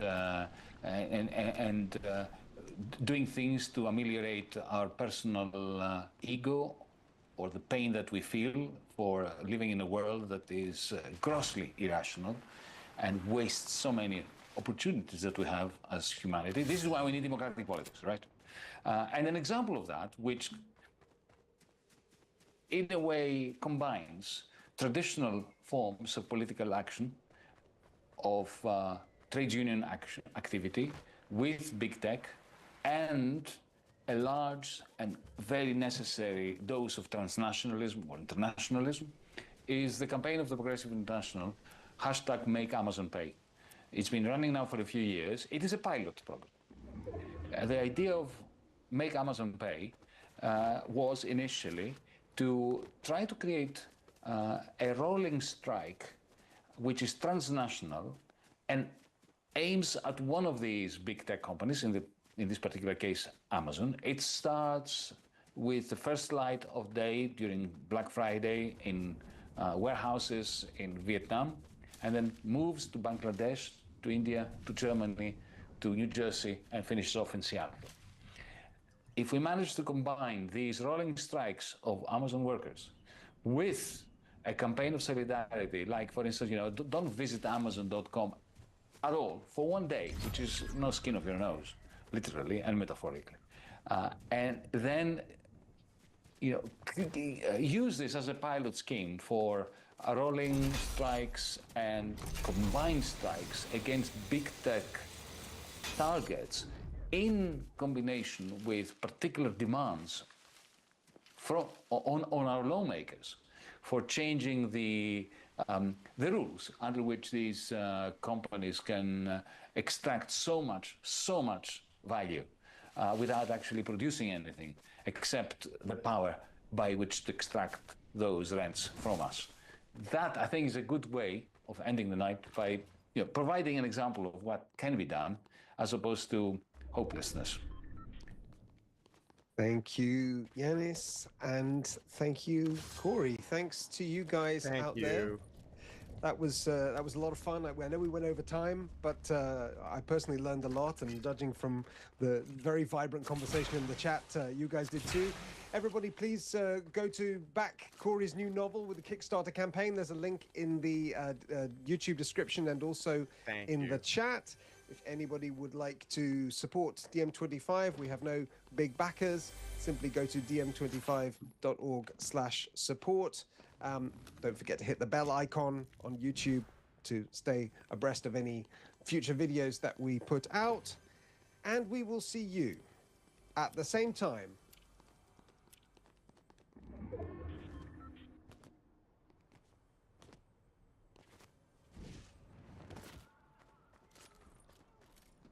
Hello,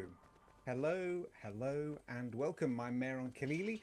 We are DM25, a radical political movement for Europe, and this is another live stream featuring subversive ideas you won't hear anywhere else. And tonight, as this is our final live stream of the year, we're taking a look back at 2024. It's been a year of upheaval and awakening, a year marked by the rise of authoritarian politics in Europe, the worsening tragedies of the war in Ukraine and the genocide in Gaza, and shocks like the fall of Assad's government in Syria, a year of political shifts, the return of Trump in the US, paralysis in Germany, martial law in South Korea, a government collapse in France, and an annulled election in Romania. So we'll be asking, what are the themes emerging from this year of transformation? What's the big picture? Then we'll switch gears and we'll look ahead to understand, where do we go from here as movements, as activists? What will be the opportunities and challenges that are waiting for us in 2025, and will next year be Europe's last chance for relevance in the world, for true democracy, for change? And finally, as every time we do this, we'll be wrapping up on a lighter note, asking what are the books, films or art that have left a mark on us this year, and which might give us all solace and inspiration as we head into the next one. So I can think of no better people to have this discussion with than our own Yanis Varoufakis, of course. Hey Yanis, and joining us for the first time in a while, our co-founder at DM25, the writer and philosopher Srečko Horvat. Welcome back to you, Srečko. And of course, you out there, you watching us on YouTube, our audience. We'll be taking your questions, comments, suggestions throughout, so please keep them coming. Let's jump right in. Let's get started with Yanis. Well, thank you, Maran. It's a great pleasure in this bleakest of times to be sharing a platform again with Srečko. Because many of you probably won't know that, but since you are tuned in to DM25, DM25 started when Srečko and I were having coffee in Berlin in the summer of 2015 or September of 2015, and the idea came primarily from him. We didn't even know we were going to call it DM25 at the moment. So anyway, to cut a long story short, I think this is the right time for a reunion, just before 2025, because that 25, which is attached to the word diem, as in carpe diem, came up when we were asking ourselves, when we were discussing ways of turning Europe into a progressive project as opposed to a regressive one.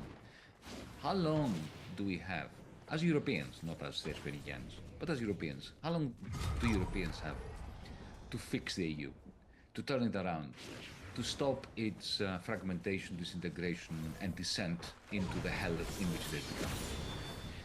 And this was 2015, and off the cuff, I think I answered the question. I said, well, maybe a decade, 10 years. So 15 plus 10, 25, and now 2025 is coming. And I'm just going to preempt my answer. I'm going to try to review to 2024 before we move to 2025. But let me preview my answer to Maran's question. Is 2025 Europe's last chance? No, I don't think so. That last chance was 2019, the European Parliament elections that Srečko and I contested on purpose, symbolically, in Germany, to make a point. And we failed, not us, just as DMers, as Srečko and Yanis, but as Europeans we failed, and we missed the chance. But allow me to come back to this.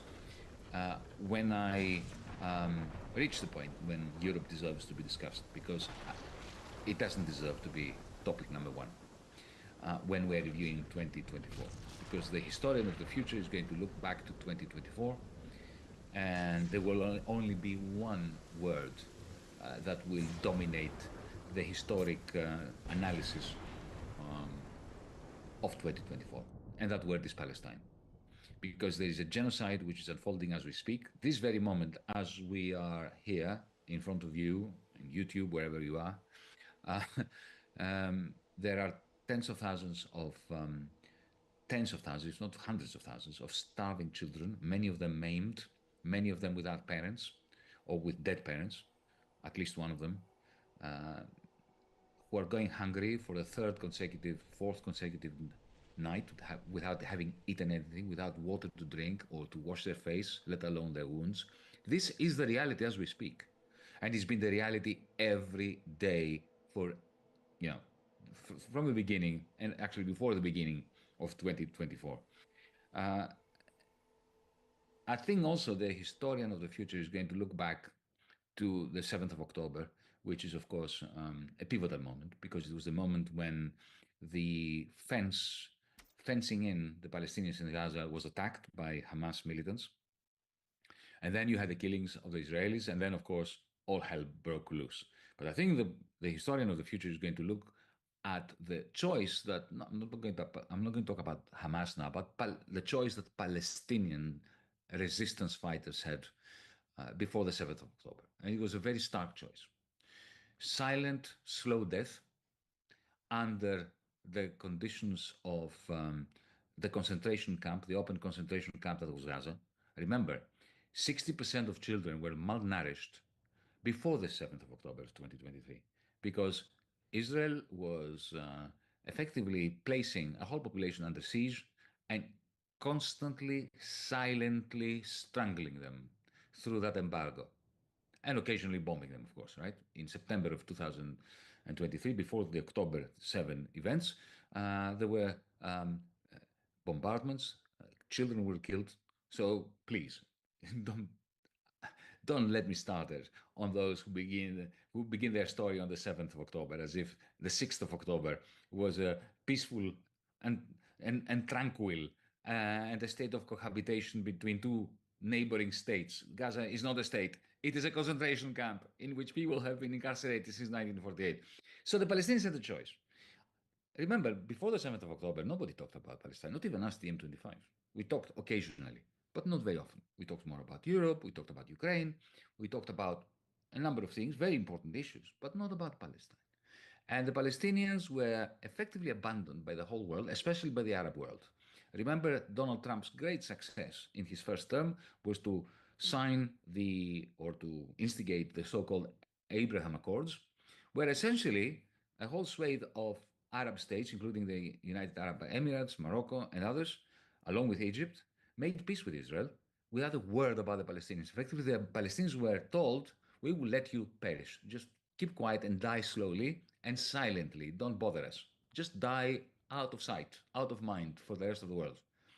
So that's why I'm saying that the Palestinians had a choice. Either allow themselves to die silently, slowly, by not resisting, or breaking out. Because that was what the 7th of October was. It was a breakout. And time and again, I have incurred the wrath of the Zionists and the German state in particular by saying that the act of resistance, the act of bringing down that fence of the concentration camp, was not a right of the Palestinian resistance fighters, but it was a duty. At the same time, any fighter, whether they are an Israeli soldier or a Palestinian militant, who touches the hair of a civilian, who abducts people, they are committing war crimes. So that was our original position as the M25. Now, since then, the whole of the Palestinian people have been placed on death row. The West has supported Israel in taking whole people and placing it on death row. This is in Gaza. If you're not dead already, you're on death row. Tomorrow morning, there is a strong probability that you will not live, or that you will not have a leg or an arm, and then you will die 6 months later, out of sight, out of mind. I think that, looking back to 2024, also the historian of the future is going to pinpoint as a very significant moment the South African beautifully phrased case at the International the International Court of Justice against Israel. That this was a central point, one of the rare rays of light. But these rays of light were not allowed to penetrate in the European Union, or of course in Australia, or in Canada, or the United States, because Zionism has become the official ideology of Western imperialism. Zionism, especially in Germany, where they don't feel comfortable due to the Holocaust, and they're right not to feel comfortable, about feeling nationalistic and expressing their nationalism. So in Germany, they have replaced German nationalism with Zionism. It's really very simple. Which, by the way, has nothing to do with the Jews. Zionism has nothing to do with the Jews. There are so many anti-Semitic Zionists and so many Jews who are anti-Zionist. You just need to state that to make the case. And so remember in April, the M25, along with our friends and comrades in the organization, the splendid organization, German Jewish organization, a Jewish voice for a just peace in the Middle East, we put together a congress to discuss a just peace in the Middle East, and the German state brought down upon us the full weight of its authoritarianism. They banned me from entering the country. They banned me from even speaking through Zoom to anyone in Germany, which is a joke and a half, because you can't even do that, even if you try. Anyway, I'm in court. I've taken the German authorities to court, but I'm not going to say more on that. Another pivotal moment in the Palestinian tragedy during 2024 was the decision by the International Court of Justice, which ruled, to its credit, that the continuing occupation of East Jerusalem, of the West Bank and of Gaza by Israel is illegal, and ordered the Israeli state to move back to its pre-1967 borders. And how did Israel respond? By convening the Knesset, the Israeli parliament, where there was a vote, I think it was 75-5, something like that, crushing majority. essentially binning the verdict of the International Court of Justice. How did they do that? By proclaiming there will never be a Palestinian state anywhere in the occupied territories, and that these occupied territories were the land of Israel. Effectively, the Israeli parliament, not just the government, but the crushing majority of members of parliament in the Knesset, told the international community, we are not paying any attention to what you have to say. International law is none of our business. Since then, we have an interesting dialectical paradox, almost Hegelian stretch. On the one hand, you have the complete victory of the Israeli armed forces. They have pulverized Gaza. They are supporting the settlers in their ethnic cleansing of West Bank. They're taking over the houses of Palestinians in East Jerusalem without, there is resistance to the great credit of the Palestinian people in Gaza, in East Jerusalem, in the West Bank, but the ironclad IDF, the Israeli army, has complete control. The attacks in South Lebanon, effectively the mass killings, the mass murder in South Lebanon in order to defeat Hezbollah, well, they won that war too. There's been a ceasefire, there's been an armistice, so to speak, but Hezbollah had to decouple its own fight from the fight of the Palestinians in Gaza, and that is a major victory for Netanyahu. So you have, let's not forget the recent collapse of the Assad regime, which, while Syrians, the majority of Syrians have celebrated, because Assad was a blood-stained tyrant, at the same time is a major victory for Israel and the United States. It is another defeat for the Palestinians, because whatever support they got through Iran and Syria and Hezbollah. There is no doubt about it.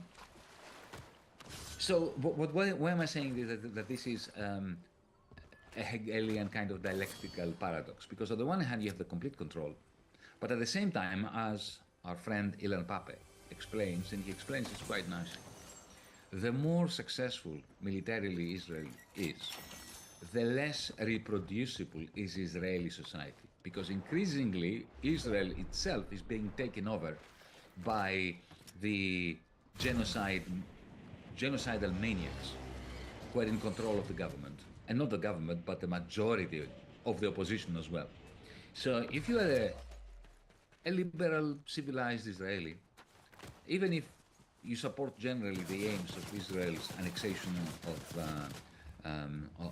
the lands of the Palestinians, you can't really live in Israel under the Smotriches and the Ben-Gvirs, those utterly fascistic individuals that have dominated the Israeli executive. So this is, you see where the dialectics come. I spoke about Syria just briefly. In the last few days, I've been involved in a running debate, let's put it politely, with supporters of the Palestinians who are lambasting me for allowing myself a moment of joy at the fall of Assad, the tyrant, as I called him. My message to them, who are accusing me of taking the side of the imperialists of Israel, of the United States, is that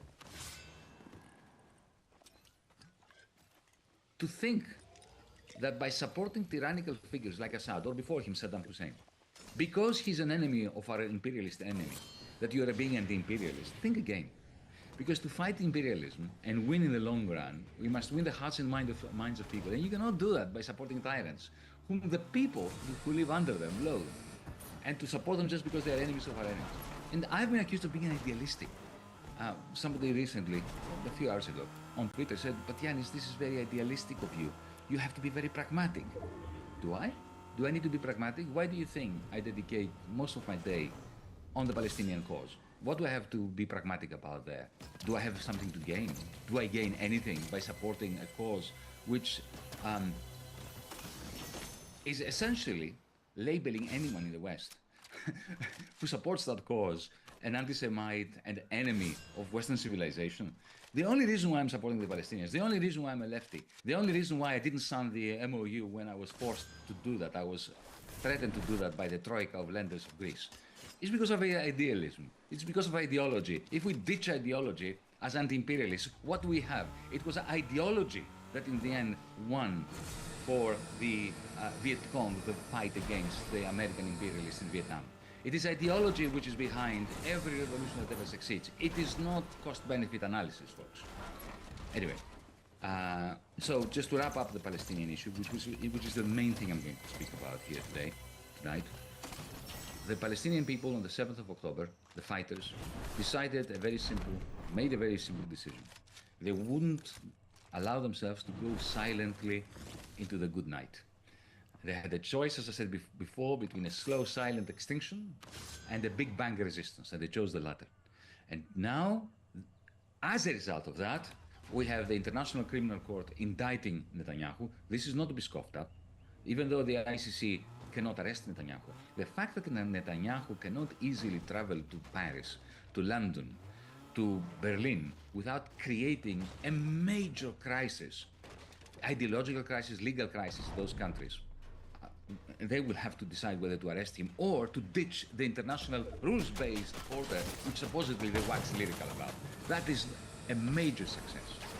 We must not forget that, and the fact that we have the internal contradictions within Israeli society, which I am sure that at some point will lead to a change of heart amongst the majority of the population in Israel. Call me an idealist again. I don't mind. Turning to Europe now. I'll be brief here.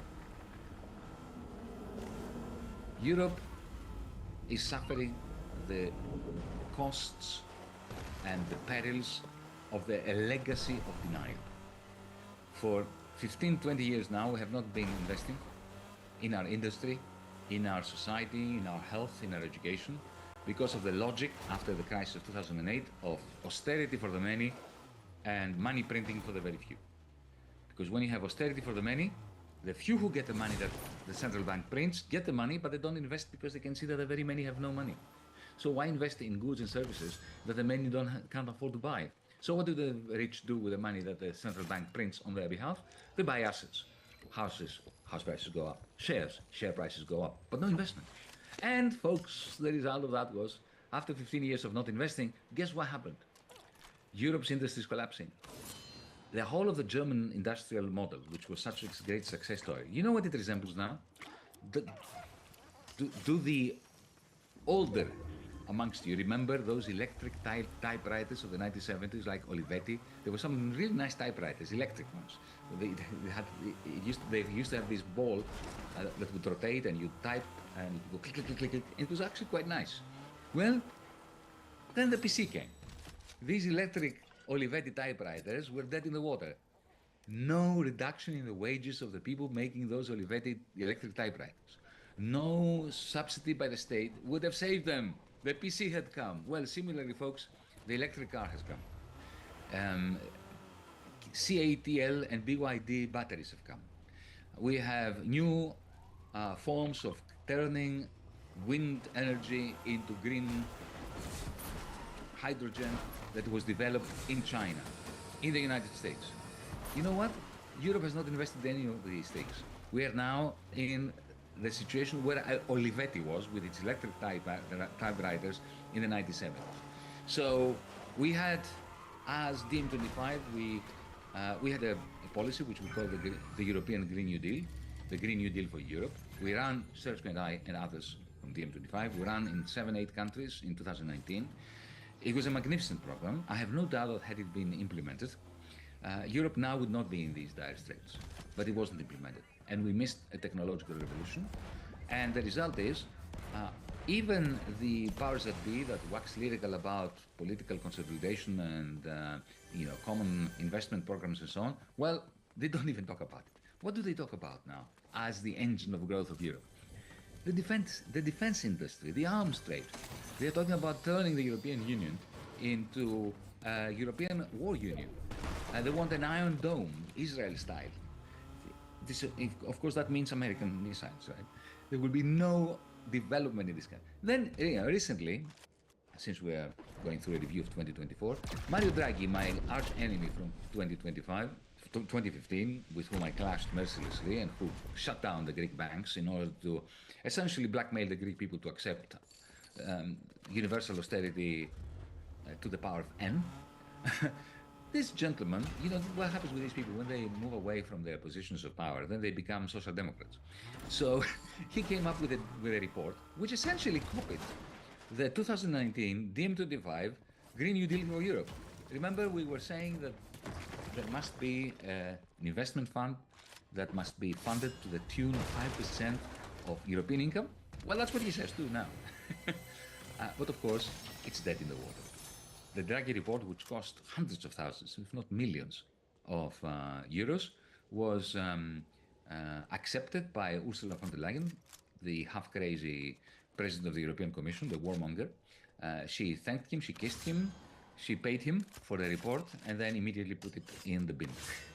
Because this Europe is not capable of doing anything of what we were saying back in 2019.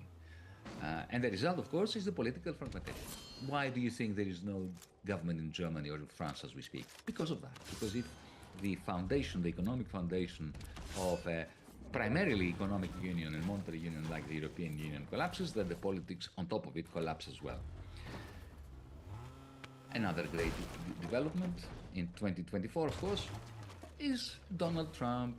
We've already had a program here, so I will ask you to go and listen to that. I won't repeat too much, but just briefly, epigrammatically. Trump won for a very simple reason, folks.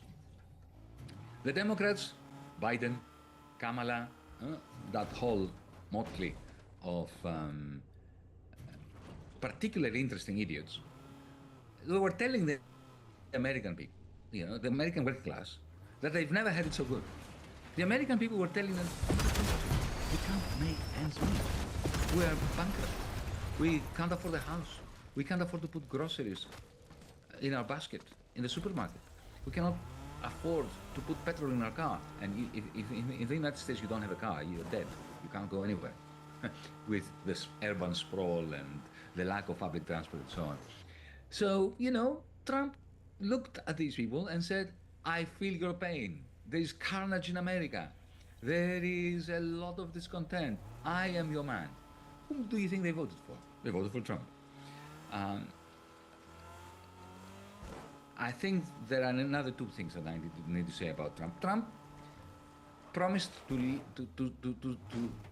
end the Ukrainian war in 24 hours. I'm pleased that there is a president of the United States, even if he doesn't mean it, even if he's a hypocrite, a fascist, a misogynist, and all those things that Trump is, who wants to end the war, especially a war which is a complete dead end, is just a meat grinder, killing young men from Russia, from Ukraine, and also civilians, for no reason. I mean, nothing is happening. There will be no victory, either on the one side or the other. So it's good that he's promising that, but I don't think he can deliver this peace. And he can't really deliver it because Putin doesn't want to end the war. He wants to keep grinding away, taking one village after the other, and he will set conditions for a peace that Trump will not be able to accept without being overthrown by his own regime, even by his own Trumpist Republican regime. That's my feeling. And then finally, his great Waterloo, however, will be the promise he made to the American working class to look after them, to bring industry back to the United States by slapping huge tariffs on imports from Europe and primarily from China, but from Europe as well, and therefore creating circumstances for industry to return to the United States. He will not succeed in doing that. Because remember, his number one priority is the stock exchange, the financiers, and real estate. He's a real estate agent, that's what he is, personally. Okay? And real estate and the stock exchange in the United States only does well as long as the Chinese and the Germans have a trade surplus with the United States, because that surplus gives them the money that then they take to the New York Stock Exchange and to Miami and to California and to New York to buy real estate. Some comrades, some friends, some progressives put a lot of stock in the developments with the BRICS. Remember the BRICS? Brazil, Russia, India, China, South Africa, and a whole gamut of other countries that are now joining. There was an interesting meeting in Russia of the BRICS representatives to discuss ways of creating a system of payments, and actually have instituted it. Now it's up and running. Very interesting technologically. It uses blockchain as well, for those of you who are interested in blockchain technology. That allows them to trade with one another in their own currencies, bypassing the dollar system and therefore the sanctions. Countries like Saudi Arabia and the United Arab Emirates are also interested in the BRICS because, you know, they don't want to put all their eggs in the American dollar basket. However, it is a mistake to think of the BRICS as an alternative Soviet Union or Warsaw Pact that is going to create checks and balances for American hegemony. It is a mistake to think of it that way. Don't forget that India and China are almost at war within the BRICS. Don't forget that the United States is pushing Apple to shift its factories producing, we just had a little earthquake here in Athens, but I think everything's okay. Right, Maren? Yeah, well, the ground shakes when DM does its live stream. So Washington is pushing Apple to shift its production lines from China to India. So you can see there is a lot of antagonism within BRICS. So there's no way there's ever going to be a kind of geostrategic alliance. What they have, the common interest that binds them together is they don't want to be under the thumb of the Federal Reserve.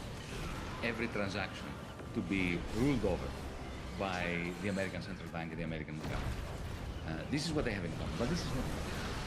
It is not enough, in particular, because China itself is facing its own dilemma. Does China want to replace the American dollar with a yuan? Not yet. Don't forget that Chinese capitalists, to sell, let's say, aluminium that is produced in Shenzhen, California, they rely on the American dollar and the exorbitant privilege of the United States to run a large trade deficit. Because a trade deficit in the United States is what allows this Chinese capitalist to sell aluminium to a Californian firm. And his money comes in dollars, and he invests it in real estate in Miami, or in California, or in New York, or in American debt, for that matter. Does he want to see the demands of the dollar? No, because he's saving something in dollars.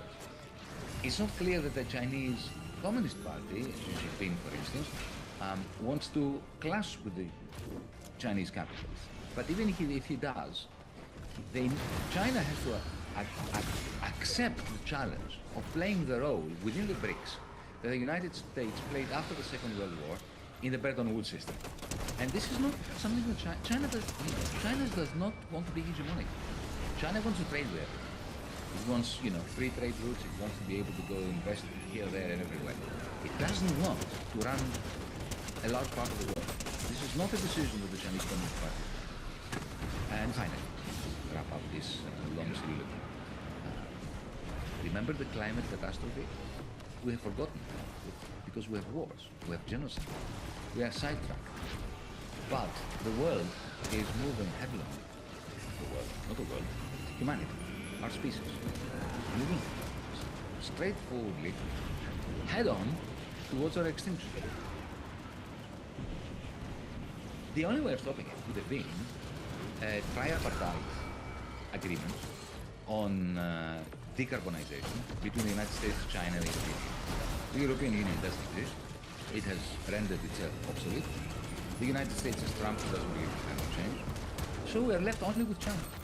China is producing the bulk of all the decarbonization technologies in the world. But it can't do it alone. In the context of everything that I've said, and I hope I haven't darkened your soul too much, but if we are going to review 2024, honestly, we can't beat about the bush and we can't offer false hope and fake optimism. But here comes the hope. We're here. We're a small movement, DM25. We started it in that cafeteria, Streletsky and I, in 2015 in Berlin. But now we are all together. We have tens of thousands of people. Our comrades are out in the streets of Germany as we speak, gathering signatures. If you live in Germany, sign for Mera 25 to become a registered party for the forthcoming federal election. We have created the Progressive International. We are very far away from even dreaming of success. But as long as we are fighting, there is hope. Hope without optimism. Right, Srečko?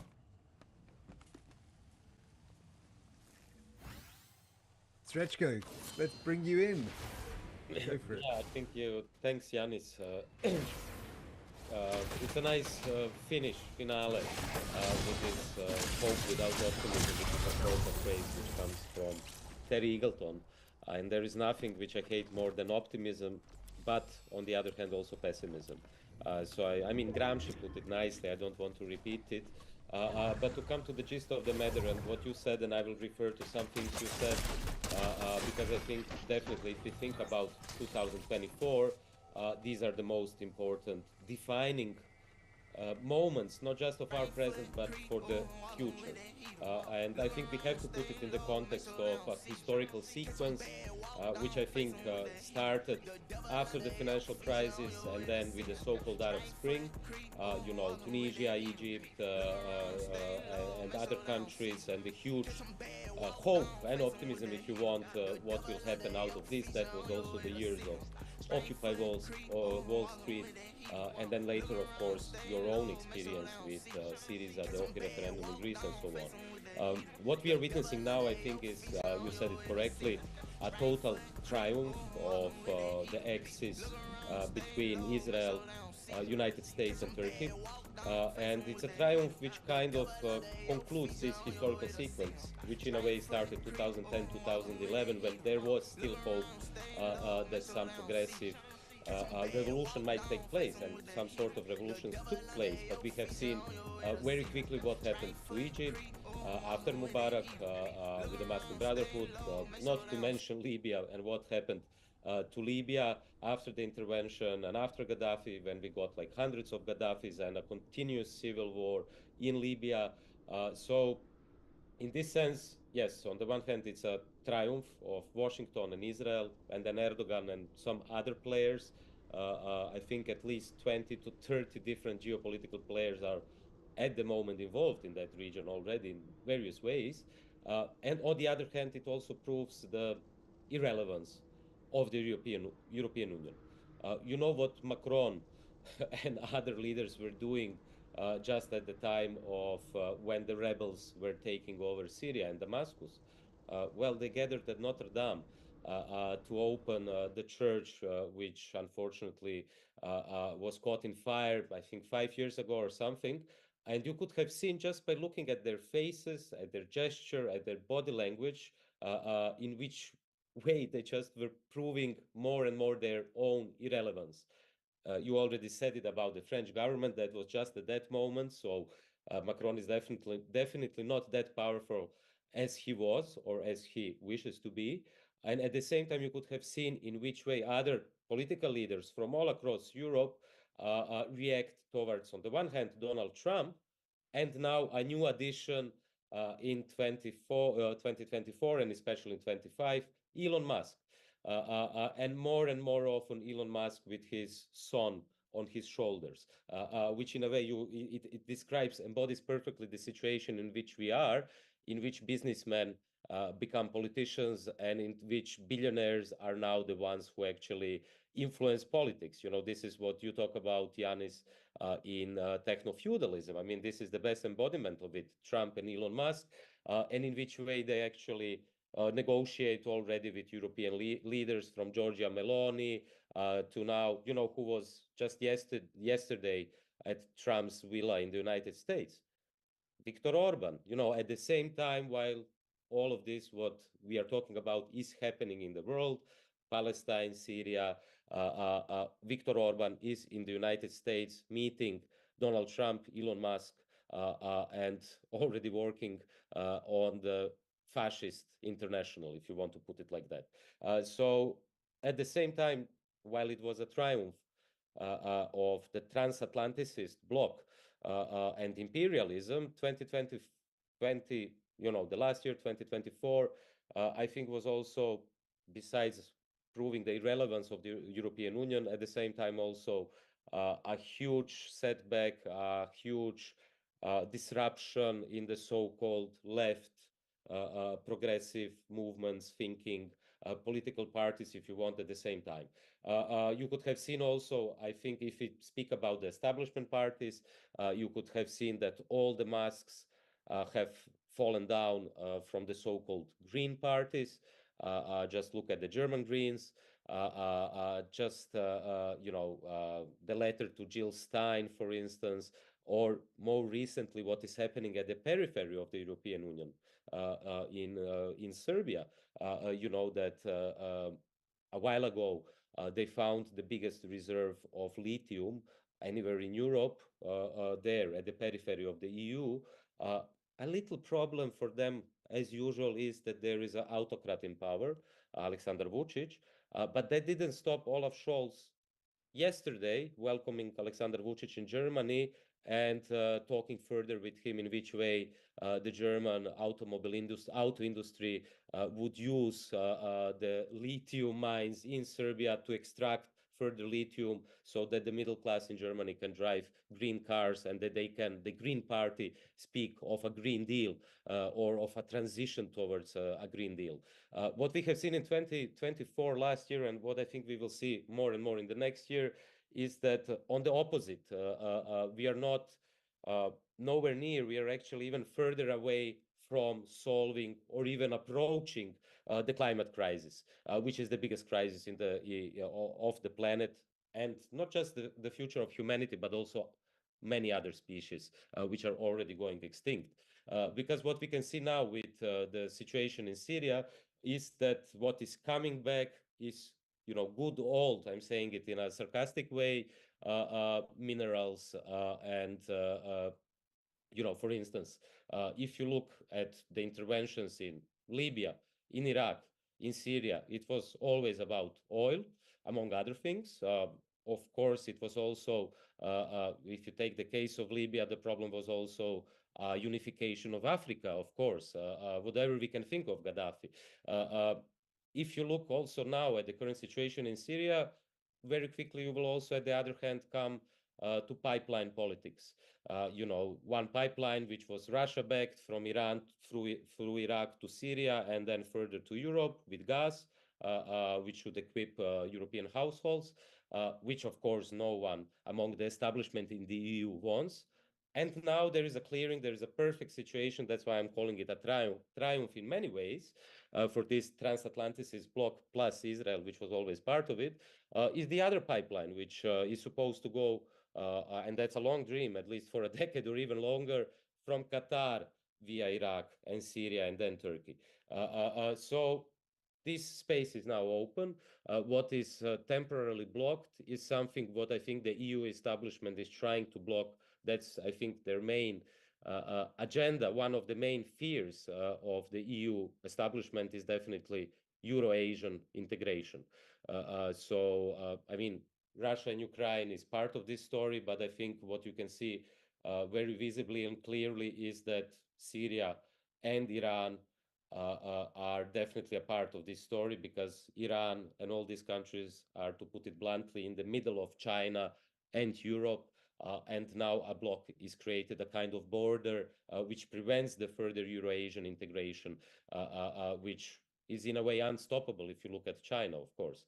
So I think what the situation in Syria now reveals is, of course, on the one hand, imperialism, which is, as it always was, coupled with capitalism. The so-called West, what we can see these days, is more afraid, as it always was, of genuine democracy than it is afraid of jihadist or Islamist fundamentalists.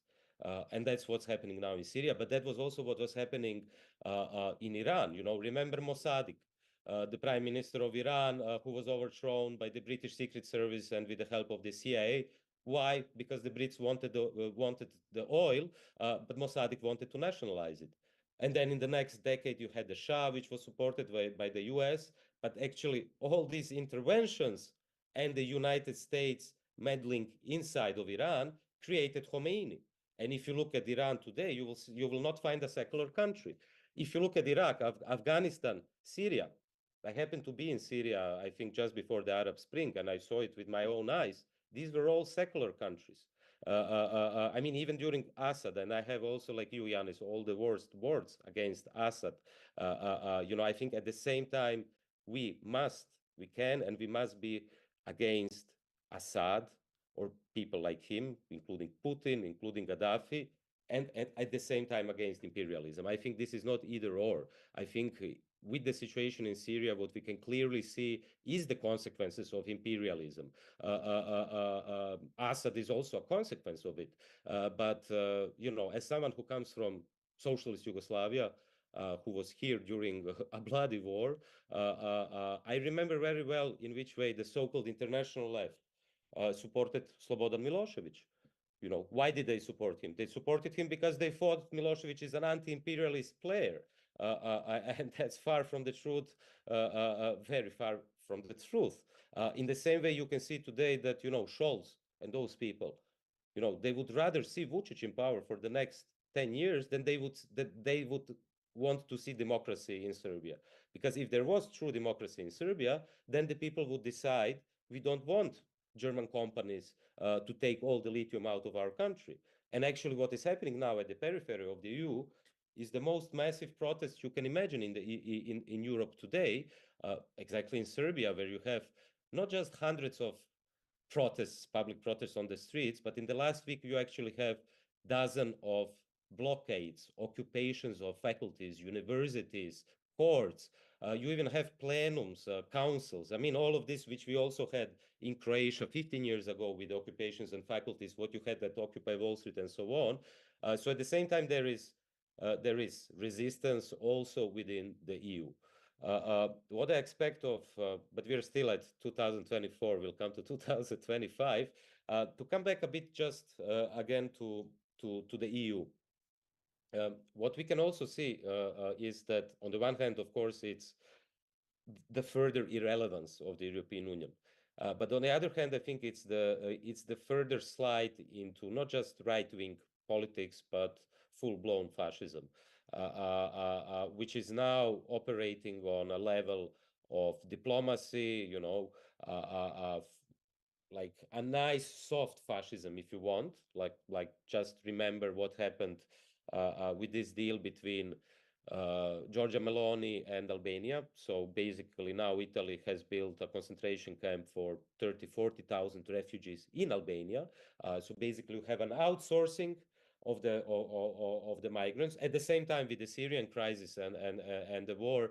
I mean, the Austrian government, the German government, many EU governments are now openly talking about repatriation and deportations of Syrian refugees, millions of them who arrived after the war in 2011.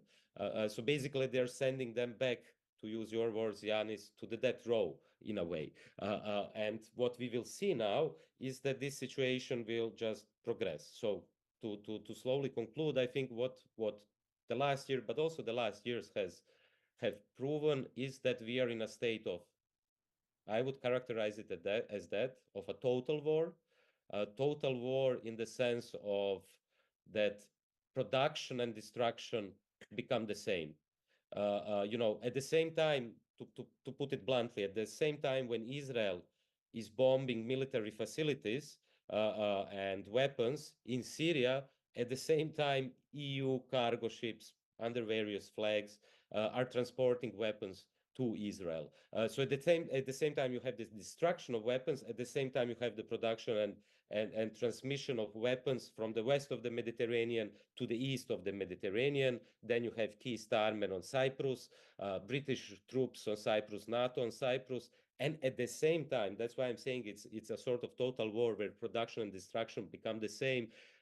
From the east to the west of the Mediterranean, you have another wave, which is not the transmission of arms, but it's people fleeing the wars which were produced by imperialism and the role which EU has in it.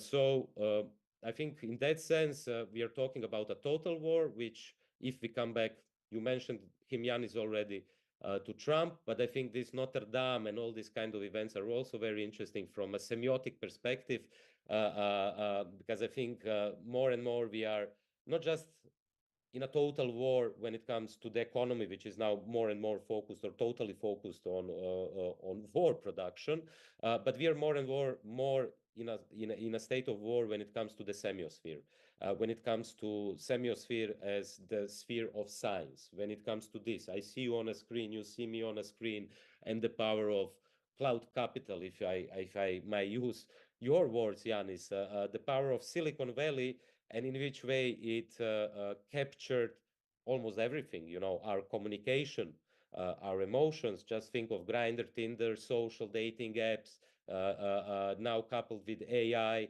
So basically, we are in a total war also in the semiosphere. So in that sense, it's not any more important what Trump will do. Now I'm slowly coming to 2025 with the economy in the United States.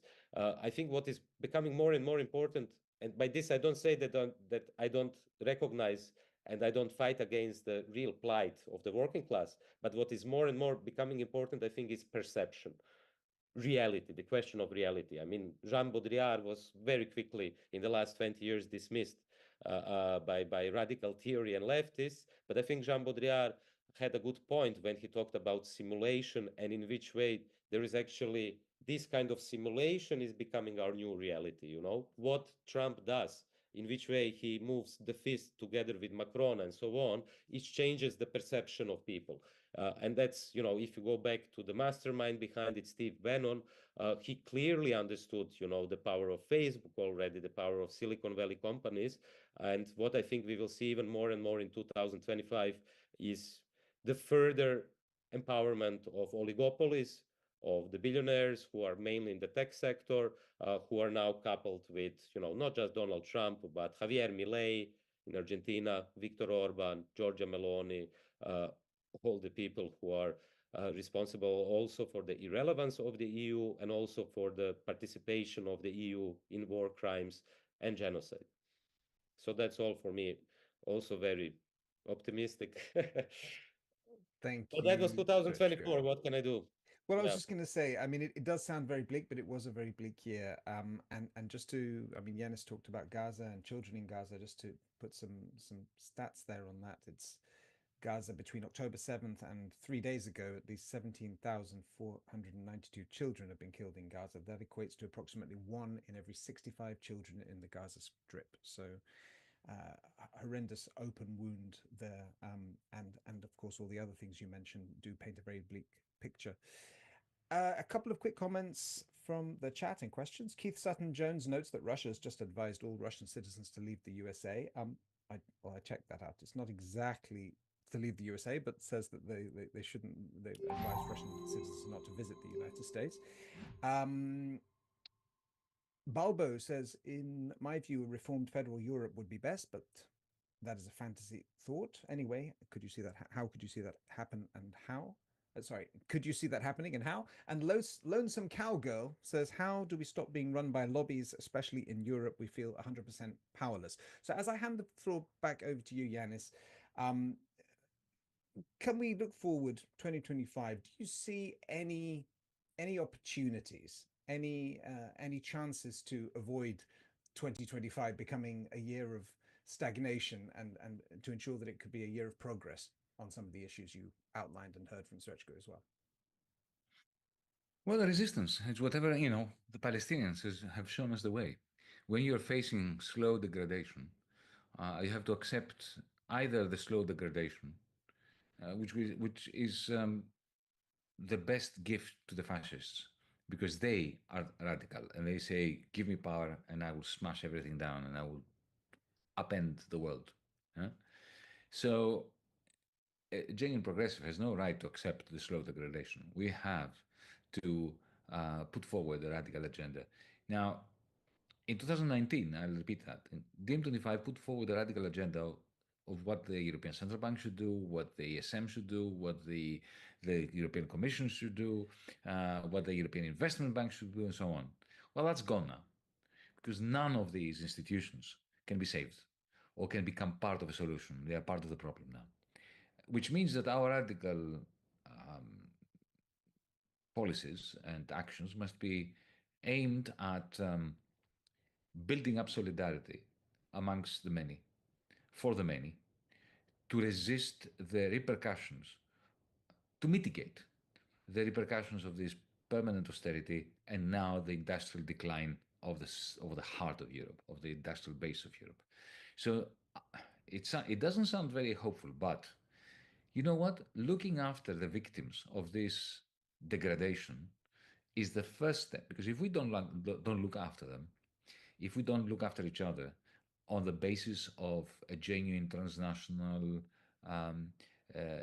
humanist agenda, it's the fascists who will offer to look after them in the same way that Donald Trump offered to look after the working class in America, only to betray them, of course. We are not going to betray them. We have proven that, at least.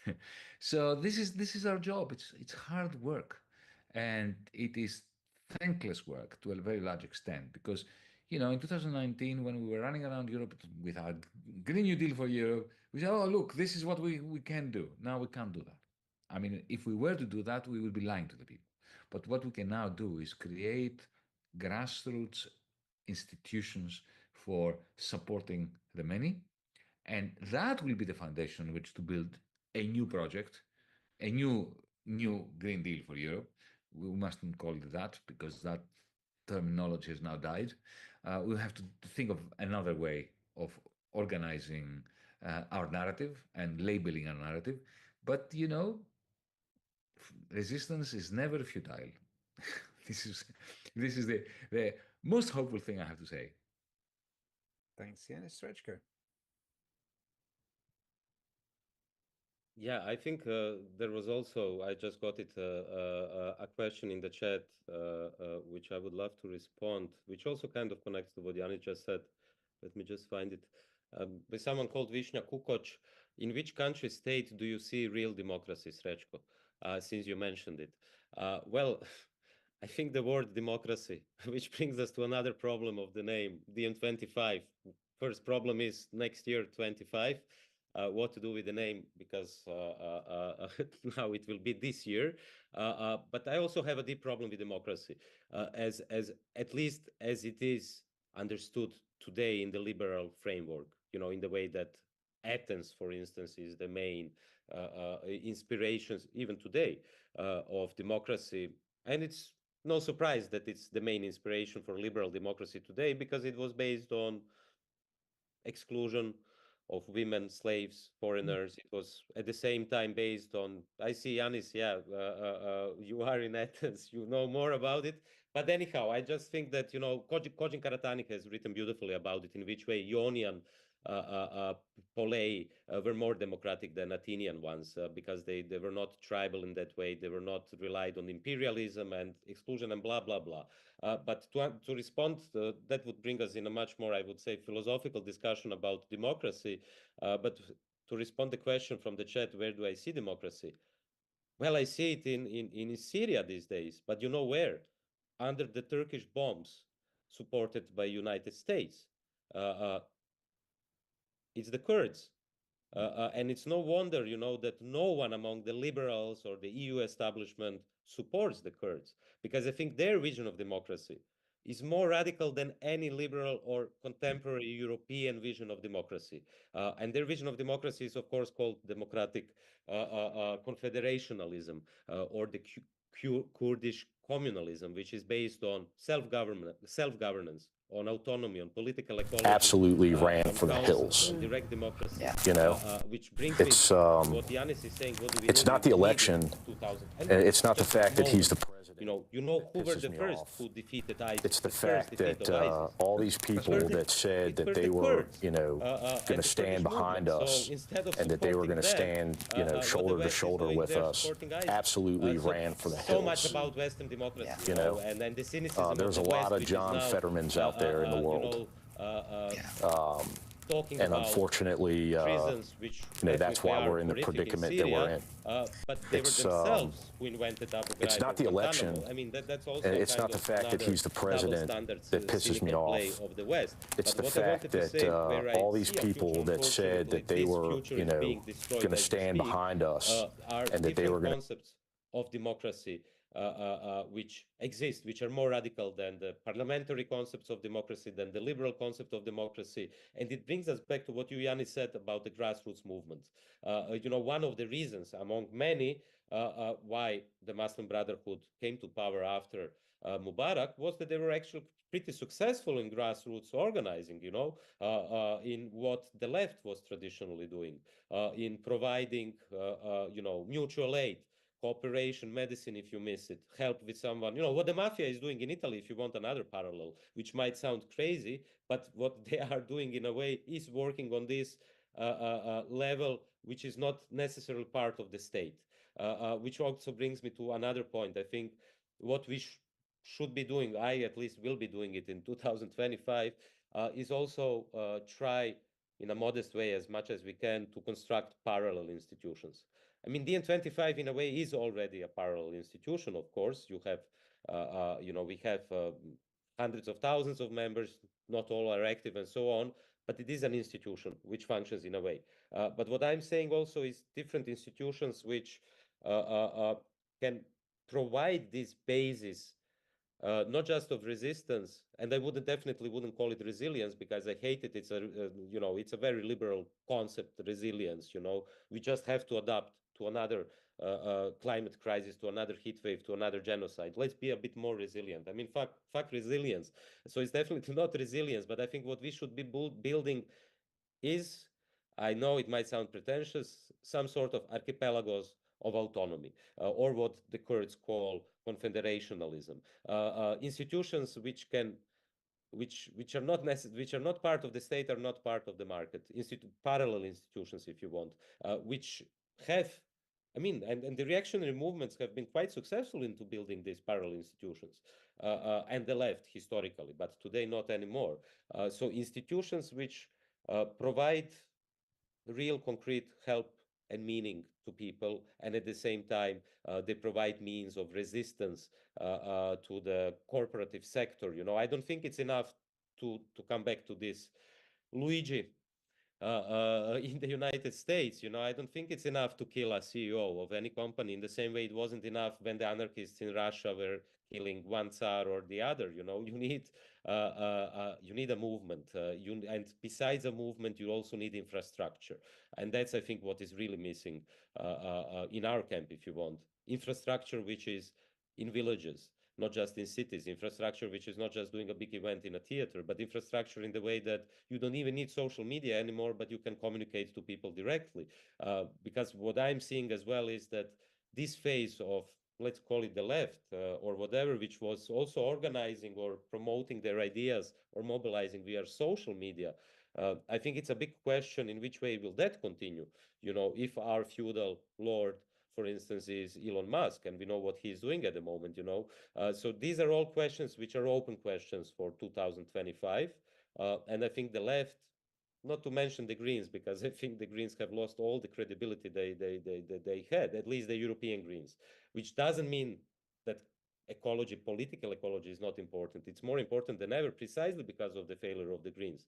But what we have to face, and the left as well, but also the liberals, is a major defeat of democracy, a major defeat for the planet itself, because war, climate, refugees, rising fascism, it all comes together. Conservatives told me that we need to deport undocumented immigrants such as myself because we don't pay taxes.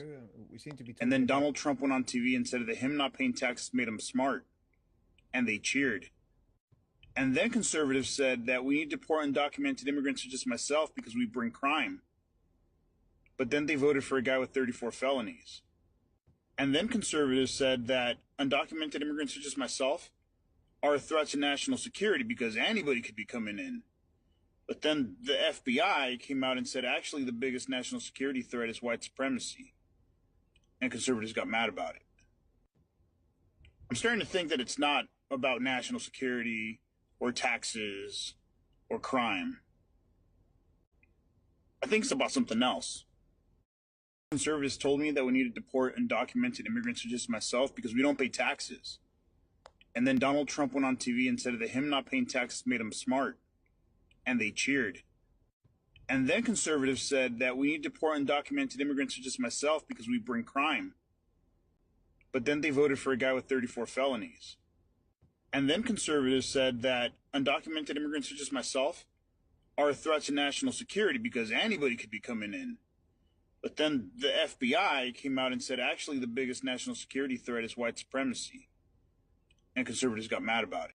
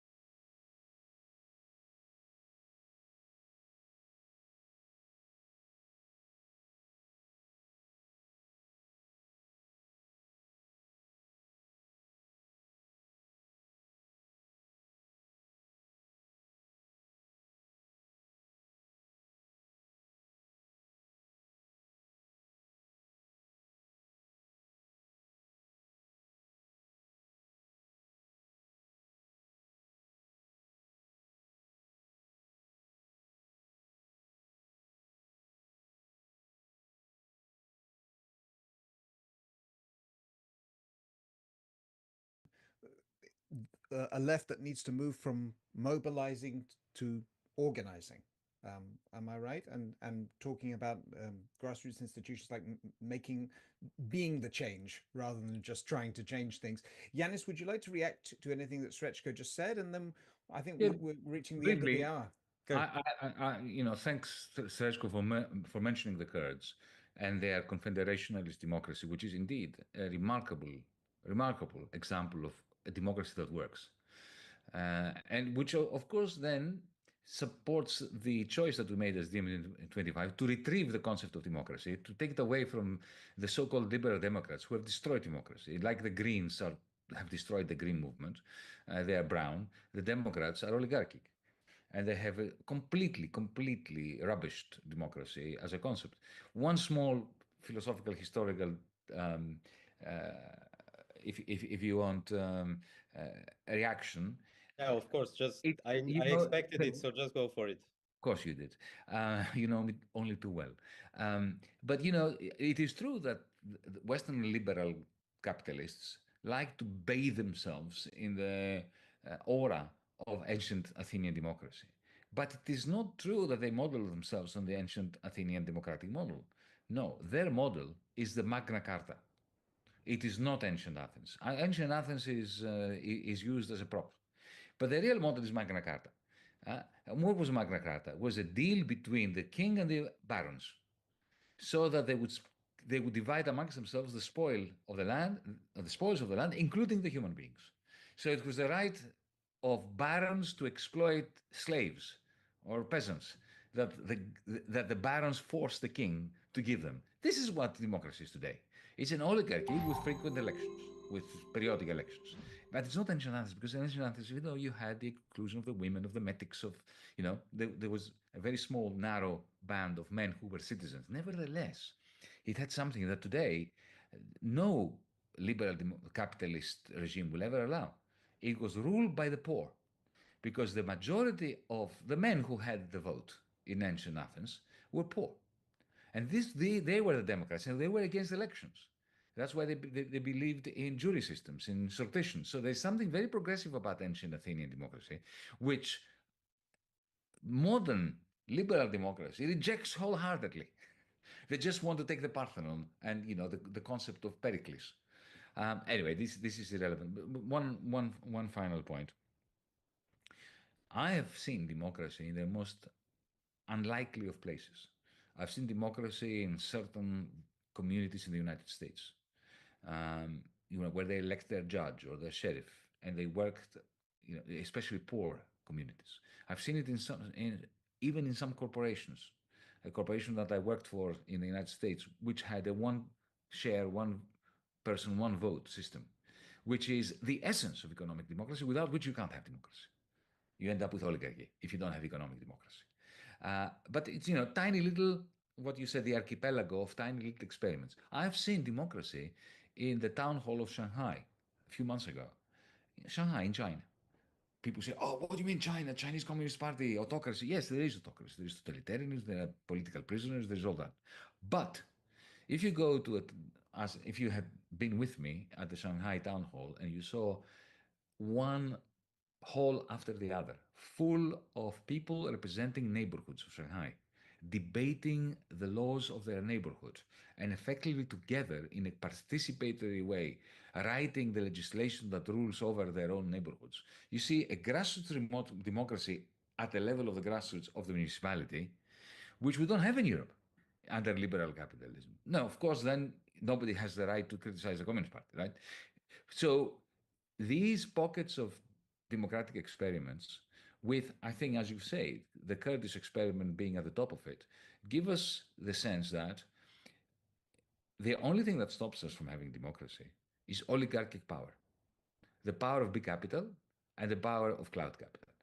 Where I may have a small disagreement is that I think we need to use social media. There's no way of not using social media. It's like saying that, in the 18th century, 17th century, that because the press is controlled by the church, we don't want the press. Of course we want the press. We just want to only usurp works it and take it. And if you guys bring don't our hate own each other. pumpkins, Elon Musk is a great radical, example of why subversive inequality pumpkins. is a Similar, danger for as you we, and your as we speak now, family. we speak through Zoom. These guys are going to speak take the through things that you YouTube. need. They're going to take your Well, we shouldn't politicians, do that, your because economists, YouTube your is media, part of and cloud ultimately your capital, housing of and the your technology food. that That is what empire. it No, of means. course we should. You need to fight inequality. Use their weapons The only way to against do that them is to in work exactly together. the same way that the whole point That's about why these Marx and billionaires Marxist want you left to is hate to each take other. over the If you hate each other, machine, not they'll to break win. them up. If you work together, you can win. I think what people like Elon Musk want is for you guys all to be living in this squid game where you all think, I don't care if only one of us will win and 99% of us will lose. I want to fight the people around me to be in that 1%. You need to change the game. You need to change the game. You cannot play a game where every single year 95% of you lose, 96% of you lose, 97% of you lose, and you keep hoping to be in that 1%. You need to change the rules of the game, and that means working together. That only works if you guys don't hate each other. Elon Musk is a great example of why inequality is a danger for you and your family. These guys are going to take the things that you need. They're going to take your politicians, your economists, your media, and ultimately your housing and your food. That is what it means. You need to fight inequality. The only way to do that is to work together. That's why these billionaires want you to hate each other. If you hate and to move on this kind of more gentle topics. Well, I've been reading a lot in the last months. I had this luck to do so. I was rereading, well, now it's not that new anymore, the book by David Wengro and David Graeber, The Dawn of Everything, because I think it really beautifully shows in which way, until now, at least until their book, we were not even able to imagine or to prove. And thanks God we have this archaeologist called David Wengro, even prehistoric societies were in many respective more radical than our today's society when it comes to communal living, to democracy, and I think it's a very important book also, opposed to Harari, Pinker, and all these progressivist linear thinking, which would then end up in Fukuyama and the end of history, as if the whole history of humanity was progressing, from hunter-gatherers through the agricultural revolution to finally arrive at liberal democracy, which, as we have discussed today, is nothing but actually a power game of the oligarchy today. At the same time, I've been reading books by Kristin Ross. I think both books are published by Verso. One is Communal Luxury, about the Paris Commune, and the other one is Communal Form, which goes from the Paris Commune to movements in Japan, to the ZADs in France, which actually develops, I think, a very interesting theoretical thought, which was left behind, a century or 2 centuries ago, when there was a very interesting discussion, both from Marxists, including Marx, and anarchists, Proudhon, Kropotkin, and others, Élisée Reclus, about the meaning of the Paris Commune. And I think Christine Ross beautifully makes a point which we tried to make today, but she puts it puts it better in the context of the Paris Commune, in which way we have to actually, in the here and now, create a sort of communal form, which, as soon as you hear it, you can see, the communes of Paris 68, you can see Bertolucci, his movie The Dreamers, and how it ended up in the commodification of capitalism. But this is not the kind of communes she's talking about.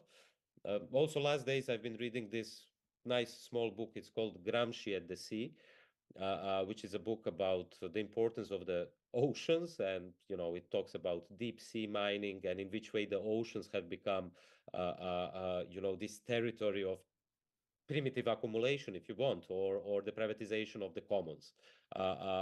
It's a very interesting and important book, I think. Also, if you read it parallelly with the geopolitical situation which is unfolding in front of our eyes or screens, in the Mediterranean Sea, but also in the Pacific.